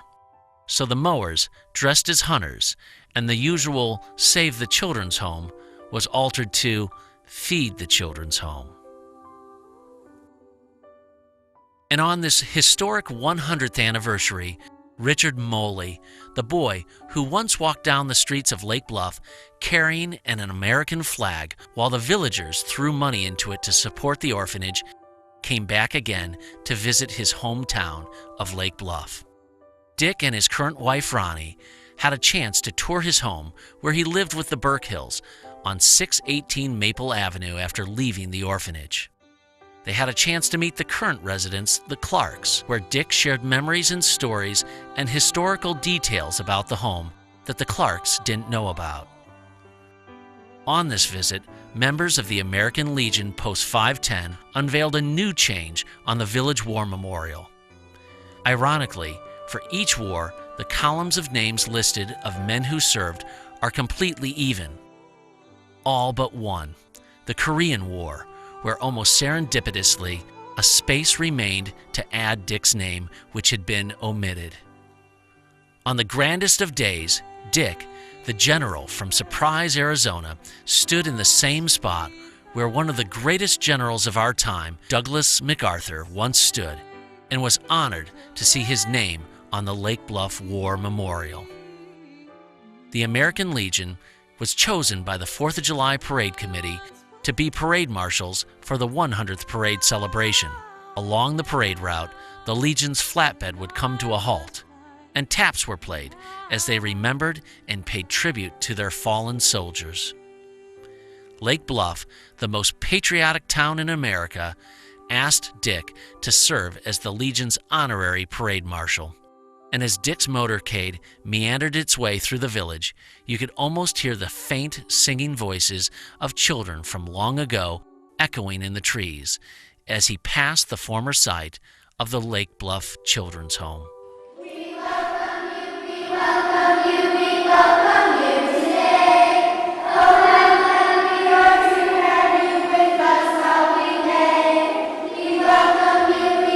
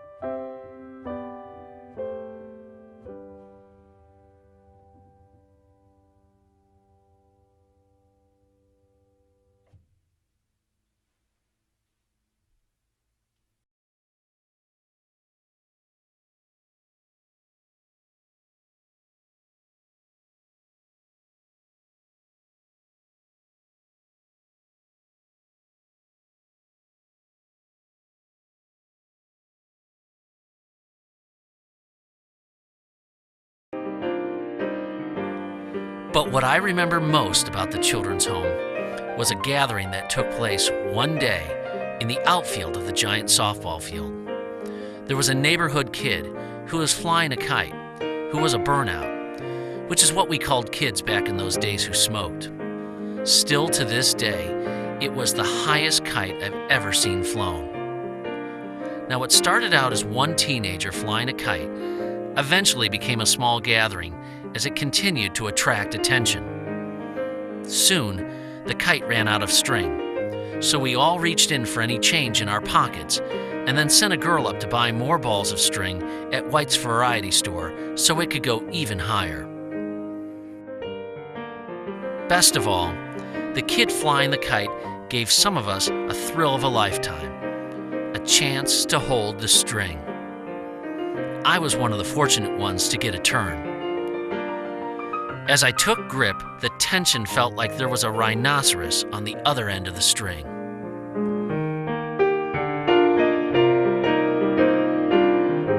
When the girl who went to White's arrived back with more string, we worked together as a group to attach the new string to the end of the existing string without letting the kite fly away from us. The kite gained more altitude and soared higher and higher into the heavens. It eventually morphed from a small triangle into a tiny white speck in the air. Were it not for the sun hitting the plastic kite, we would not have seen it at all. Someone wondered, what if a plane crashes into it? Which at first was a horrible thought. But as a young boy's mind works, that fear turned into great hope as we might actually make this happen. Eventually, the tension was too much for the kite to hold, and the string broke, sending the kite slowly descending back and forth to the waiting branches of a 150-year oak tree. While spinning on the merry-go-round and pondering new string strategies for our next all-time greatest kite-soaring record attempt, I remembered the simplest question coming across my mind. What is this place? And why do we call it the children's home? Because quite frankly, except for the 16 kids that lived in Tony's building, there were no children.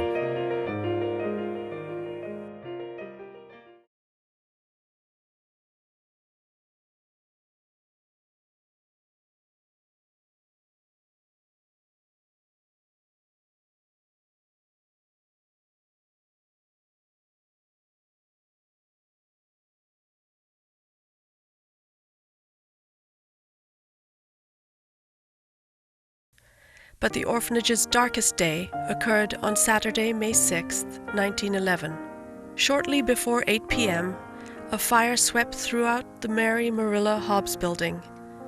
Heroic efforts by the deaconesses with the help of neighbors brought 62 children to safety.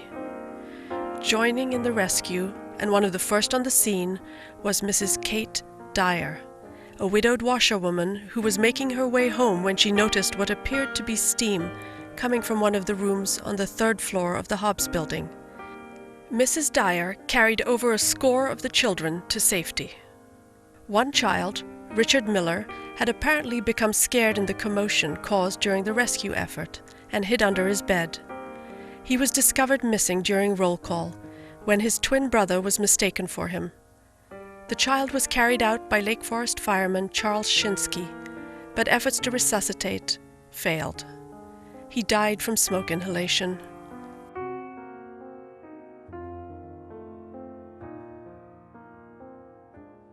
Kite to hold, and the string broke, sending the kite slowly descending back and forth to the waiting branches of a 150-year oak tree. While spinning on the merry-go-round and pondering new string strategies for our next all-time greatest kite-soaring record attempt, I remembered the simplest question coming across my mind. What is this place? And why do we call it the Children's Home? Because quite frankly, except for the 16 kids that lived in Tony's building, there were no children.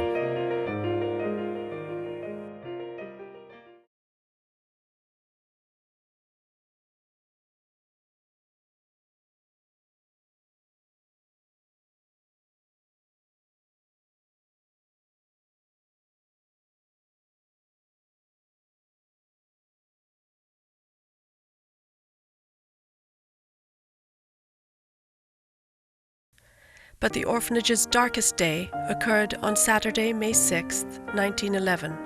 Shortly before 8 p.m., a fire swept throughout the Mary Marilla Hobbs building.